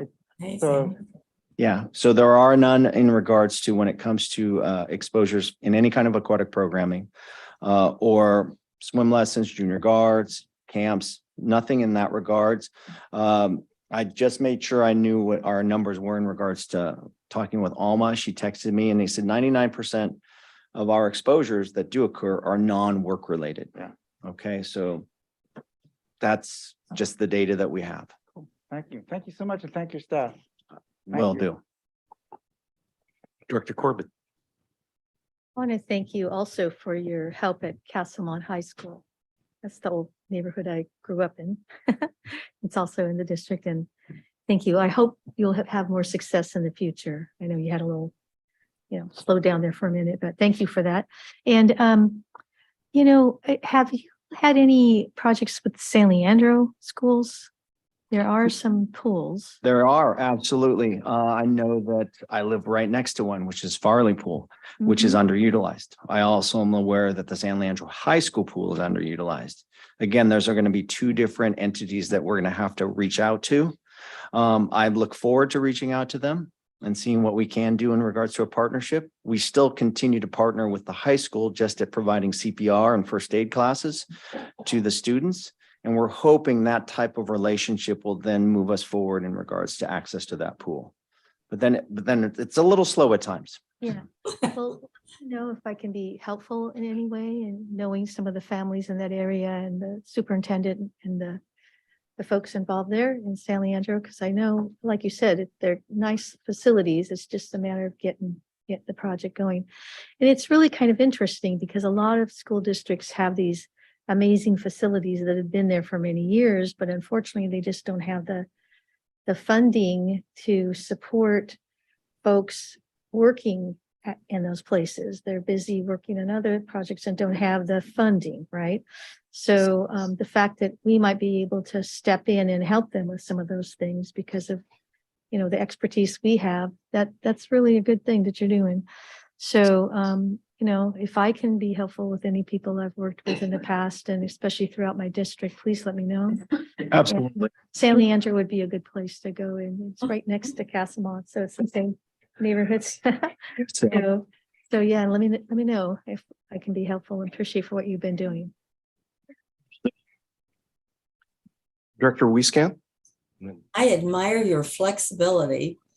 And I think one of the things I most appreciate that you are training all of your staff to be flexible and to be willing to do a variety of things that are useful. In a sense, they're getting experiences they wouldn't get any other place. So good job, continue it. And I think it's wonderful that Director Corbett says she'll help you with some other high schools, because I think underutilized, there's no reason to do that if we can come up with the funds to help kids learn how to swim and to enjoy it. So keep up the good work and all that cross training. Thanks, Ann. I really appreciate that. Peter, thank you for all your service. You're way too modest. You're obviously the leader in your field in the whole country, I think. You're everywhere. You've got YouTube videos and you train people internationally. And you brought your staff up to that level too. It's amazing what that staff's done. Dee, you can remember what has been 13 years without a drowning, but before that, it was not a common occurrence, but we'd have at least one and sometimes multiple drownings every year in the Park District. As firefighters, we would deal with that, the emotional trauma, the tragedy of, and all that goes with that, including insurance premiums, have been eliminated essentially. And I don't want to jinx you, but it's, you've done an excellent job and trained your people to not allow people to drown. You prevent people from drowning through your life jacket program, through your training, through your swim tests, which I know are very unpopular with parents who say, oh, my kid can swim. And then your lifeguards have to reject that, say, no, you can't. And here's how you can learn, but we're not going to allow you to risk your life or the safety of others. So I really appreciate that. I appreciate the fact that you mentioned this before, you guys pivot and parry. When you run out of facilities, you go to other places. I truly appreciate that. I hope we can get back to concentrating on our facilities because I think they're better than anybody else's. But, that whole deal, you're the COVID czar too. And how did that ever happen? Boy, I appreciate, well, I know how it happened, but I appreciate the fact that you were willing to do it and you were smart enough to do it. And you had the staff that were willing to pivot and parry like you do and did that. That was not a fun job from what I've heard. It still isn't. I can imagine. So I truly appreciate that. I look forward to, drowning is still a big deal in this country. I think if I'm not mistaken, I don't know the figures, but it's one of the top 5 leading causes of death for kids under 20 or 18 or whatever the number is. It's still a problem. And if the one statistic I'm amazed by is that this last summer season, 16 people drowned at Lake Berryessa. So it still happens all the time. It's a different situation kind of at Lake Berryessa, but they're unguarded out there. But it happens. It still is an incredible problem and an incredible tragedy if it happens, especially to young people. So I appreciate all your work. Just a couple of questions. How are we going to expand around here? I always look at Crown Beach and say, hey, what an opportunity. If not, I know you can wait out 100 yards and be up to your knees, but the opportunities for training people how to live and work safely around water, I think are there. And I'm wondering if you have any plans for that. Yeah, Dennis, currently we do have programming at Crown Beach. We've had junior guard program since 2017 and a cadet program and an aid program. So technically we're not guarding the water, we're guarding our programs. And we find that program is a good filler program or feeder, I should say, in regards to getting lifeguards that will come up through the ranks and join us, or I should say students. Again, what we find is that if we can get them into programming, most of them, they transition to us. They've already had 4 to 5 years of experience with the Park District. They love the Park District and they love the idea of public service. And so in the essence, they've drank the Kool-Aid and they love the parks and they just want to know now what the next step is. And so we've currently done that. I know that we are kind of been looking at opportunities of what we can do at Crown. Again, more in a programming setting as opposed to operations.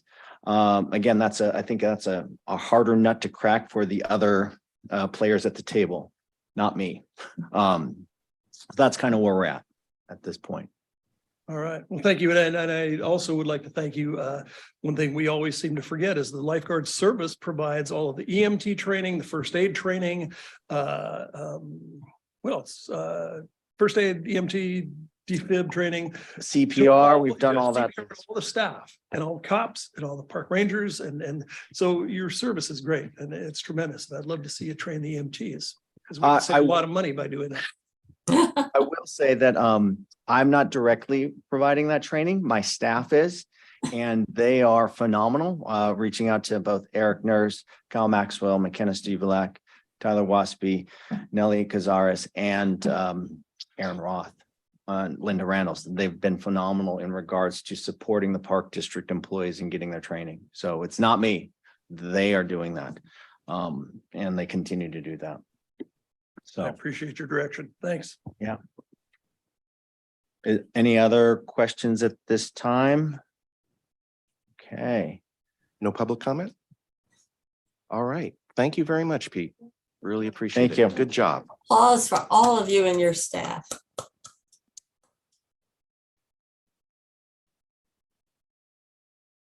Item 7 on the agenda, announcements from closed session. Council. Thank you, President Coffee. No announcements. Okay. Board committee reports, Finance Committee, we have the minutes. Any augmentation, Director Waspy? No, unless there are any questions. Seeing none, we'll go to board comments. And let me see on my screen, I'll go to Director Rosario, then Director Waspy, and then Director Corbett and Director Lane and Director Wieskamp. Great, thank you. Let's see.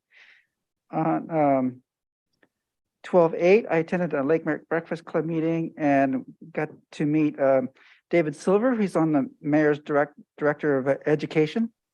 And they have an incredible program that encompasses Oakland Promises and a pathway to college. It's called Think College Now.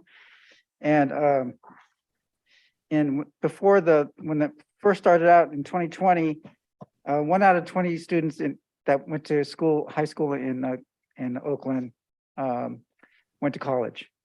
And since then, and now in 2022, 60% of the high school kids are going to college.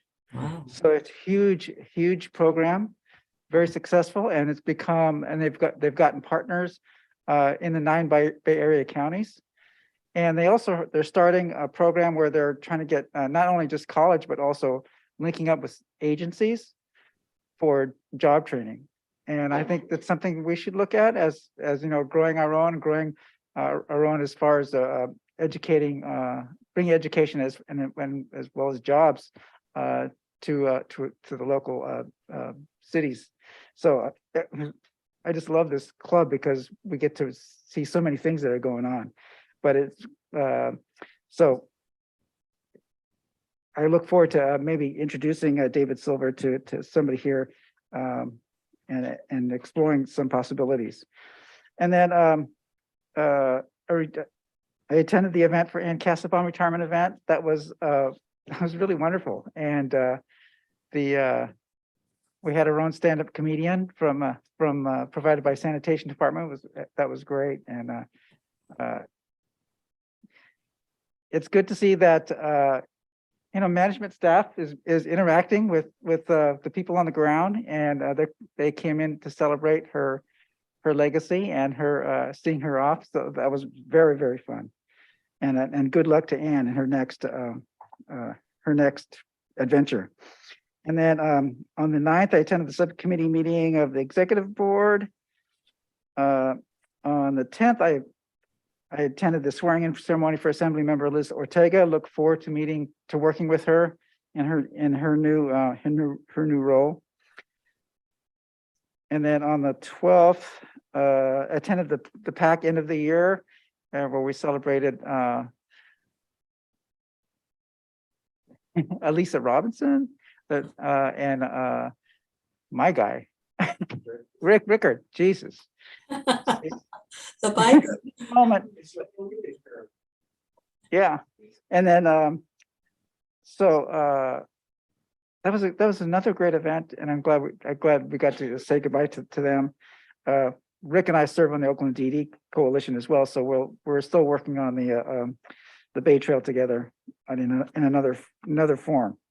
On the 13th, I attended the operations committee. On the 14th, I met with the Redwood crew, and that was really fun. We sat around, had lunch, and we talked about the park and my role in it. And then they had questions about history, and so that was fun. We're going to do it again, only we're going to incorporate a little walk. It's a brand new crew from top to bottom, so pretty interesting. And then And then on the 15th, attended my second Lake Merrick Breakfast Club meeting, and we got to meet with Betty Yee, outgoing controller for the state of California. And, you know, she was predicting California is going to be facing a $41 billion deficit next year. And so, but she also said that California's well has a lot of reserves to buffer that. So she thinks we'll be fine, but you know, they have to mind their P's and Q's. And then on the 16th, I met with John Mercurio, our new board member incoming, and had a nice little chat in Orinda. So that's it. Thank you. And Beverly and Ann, thank you so much for everything. Truly, I'm going to miss you both. To Director Waspy, then Director Corbett. Thank you. On December 6th, I attended the HASPA meeting.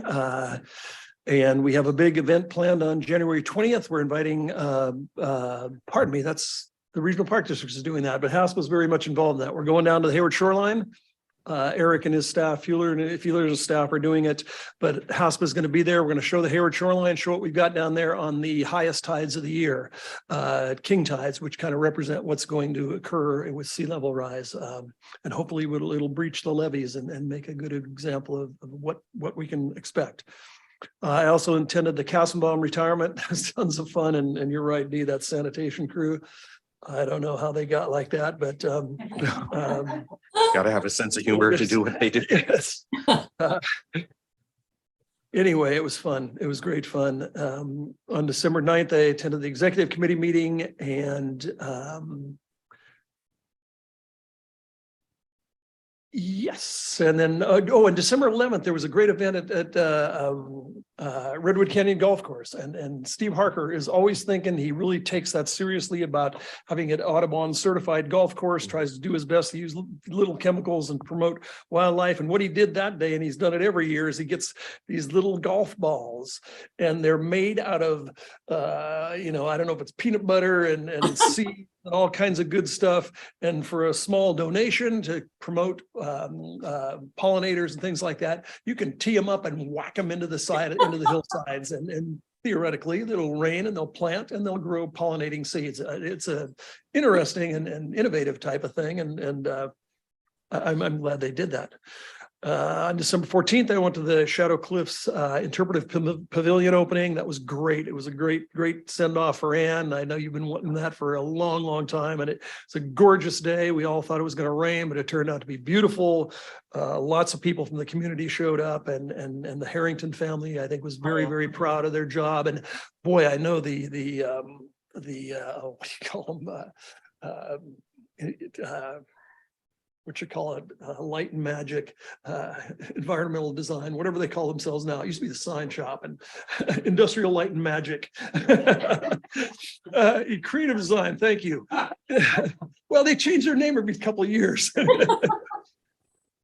So anyway, they were so proud. I went and talked to some of those guys after, and they just sat in that pavilion and just said, wow, this is pretty amazing, because some of the ironwork that's pretty new to the Park District was really, really well done and really fit into that area. So that was great. On December 15th, I went to the Hayward Area Recreation Park District Foundation board meeting and met up with Steve Love, who I hope some of you all remember, who worked here, cut his teeth here, and now is the foundation executive director for HARD. On the 16th, I attended the legislative committee meeting, which was great. Our legislative advocates kind of did a wrap up of what's going on in Washington and Sacramento and what we can kind of expect for next year, which is interesting. Yesterday I attended the pre-board meeting and met with staff to work on committee assignments for next year. I wish everyone a happy holidays, and Beverly and Ann, thank you so much for everything. I value your friendship and leadership all these years. I look forward to seeing you more and more, I hope. And happy holidays, and if you're not doing anything on, you really want to see what's going on in this park district, I do a hike every year up Mission Peak on New Year's Day. Come on up. There'll only be a couple other 1,000 people on top with you. Really see what's going on Mission Peak. It's good to know. That's it for me.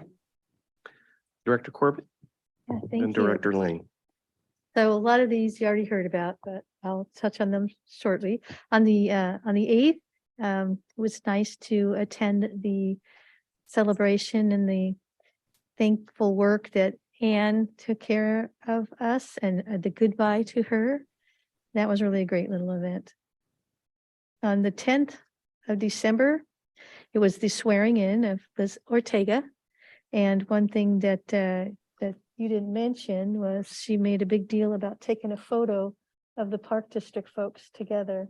So it was nice to be there to celebrate with her. And she's someone who knows a lot about the Park District. So we'll be talking to her about support, and that'll be great. Also, on December 12th, I attended the Park Advisory Committee outside event. It was so nice to thank those that have worked very hard with the group. And it was a little chilly and cool that day, but it was a very, very nice event. And on the December 13th, there was an operations committee meeting. So thank you so much for running and leading that. And let's see.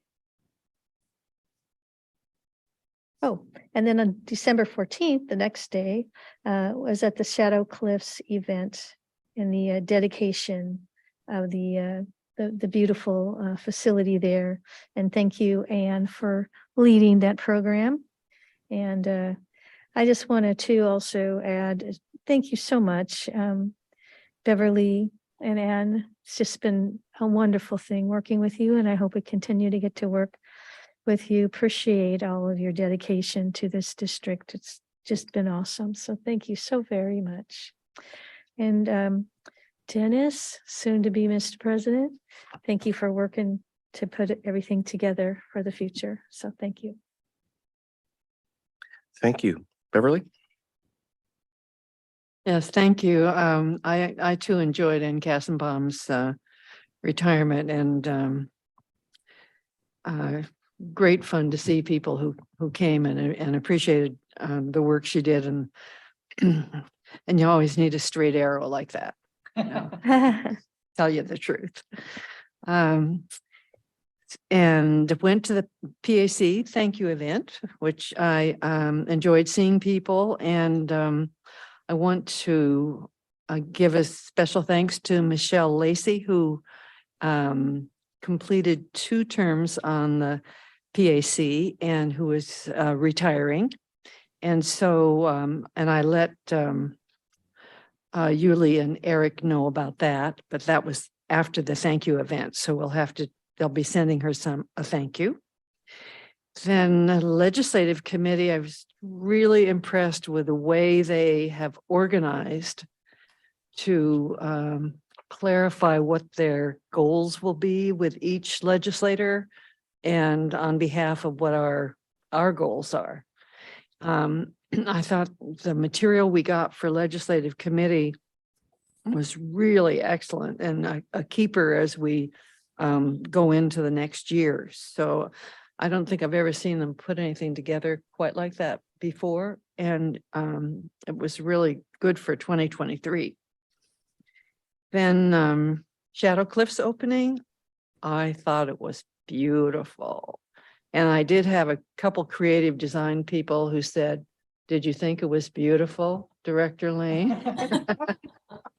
So guess I had the little reputation there, but indeed it was. And the art and the history they put in Shadow Cliffs, I just totally thought it was terrific. So wonderful event.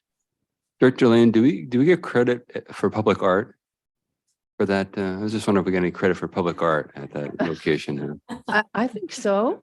Okay. I think so. Oh, gee, I'm a repeating record.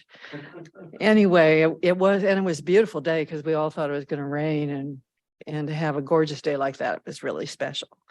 And then I wanted to say thank you to Dennis for the snowman.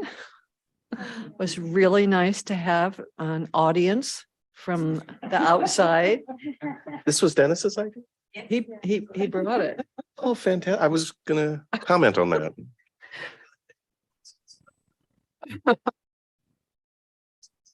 Yes. And then I thank you to Colin for his year as president. Thanks. I think you've done a really good job and Appreciate that. worked hard to represent what the board wanted you to represent. And used the gavel pretty well. So That ain't easy, you know. yeah, I wanted you to know how much I appreciated that. And thank you for all your thank yous. I had wonderful time today. And I'm glad that these events are now coming to a close because it's wonderful to have people say these great things and it's embarrassing a little bit too. And so just thank you to everybody. And I'm going to take my swag home very cheerfully. And I'll need 3 people to help me carry it. And then, thank you for that call from Congressman DeSalle and $3 million for the visitor center. That was just a wonderful news to have. A nice for note to today. move on from, yes. Yes, yeah, and certainly a wonderful thing for us eventually and to move toward getting that visitor center. With all the complications there are, but the wonderful partnership. So yes, and happy holidays to everybody.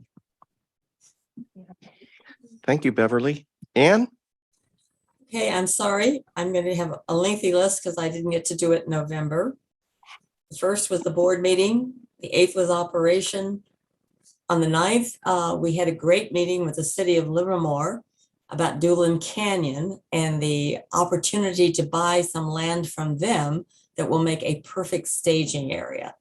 And for me, it is so wonderful to think of people finally having an opportunity, hopefully soon, to go in and enjoy the beauty and the silence of Doolin Canyon. I don't think I ever understood before the benefits of a certain shape to a canyon till I went in there and how quiet it was. And I think probably people in the valley will most utilize it, maybe Livermore more than any, I don't know, but I think it's going to be, it may not be the same, Dennis, as Mission Peak, but it's an unusual opportunity that I think people are really going to enjoy for different reasons. There's nothing much to climb.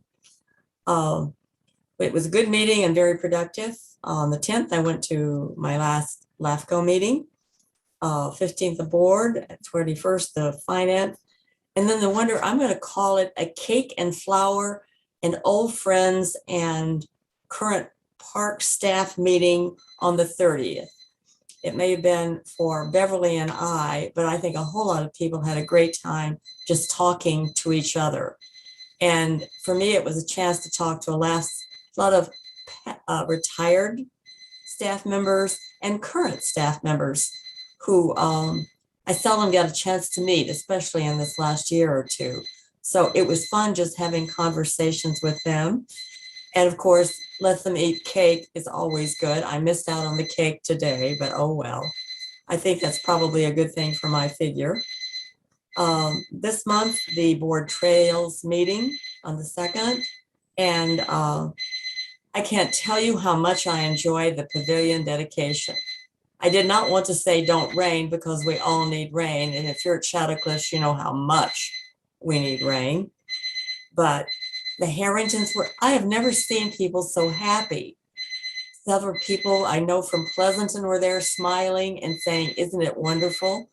And I think people are going to just enjoy the art of that. It's unusually well-built and beautiful. And the ironwork is magnificent. And what can I say about our creative staff? The wood, everything about it is gorgeous. And they're going to find out, even though the lake is low, there are other places that are good to see at Shadow Cliffs. And I think that's great. I think I especially like the little turtle that's just sort of sitting there waiting for people to notice it. It's going to be well utilized. I've already recommended it to a lot of people. As for today, my thank you for your kind statements, and it has been, I said it there and I'll say it here. If you want to be an elected official, don't change for where you are right now. It's the best political job you can get in the state of California. So thank you, thank you, thank you. And I expect Beverly to choose the better bowl, but I'll take the lesser bowl and be happy. Thank you, Ann. My turn. Cut an alarm off. I'll be right back. Everything on my list has been talked about, I think. I attended Ann's retirement gathering. The executive committee met on the 9th.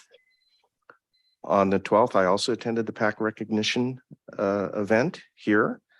On the 16th, I watched and it was an interesting meeting, very informative, the legislative committee's meeting I watched on YouTube. Yesterday, I attended the prep meeting with the deputy general managers and legal counsel and Dennis.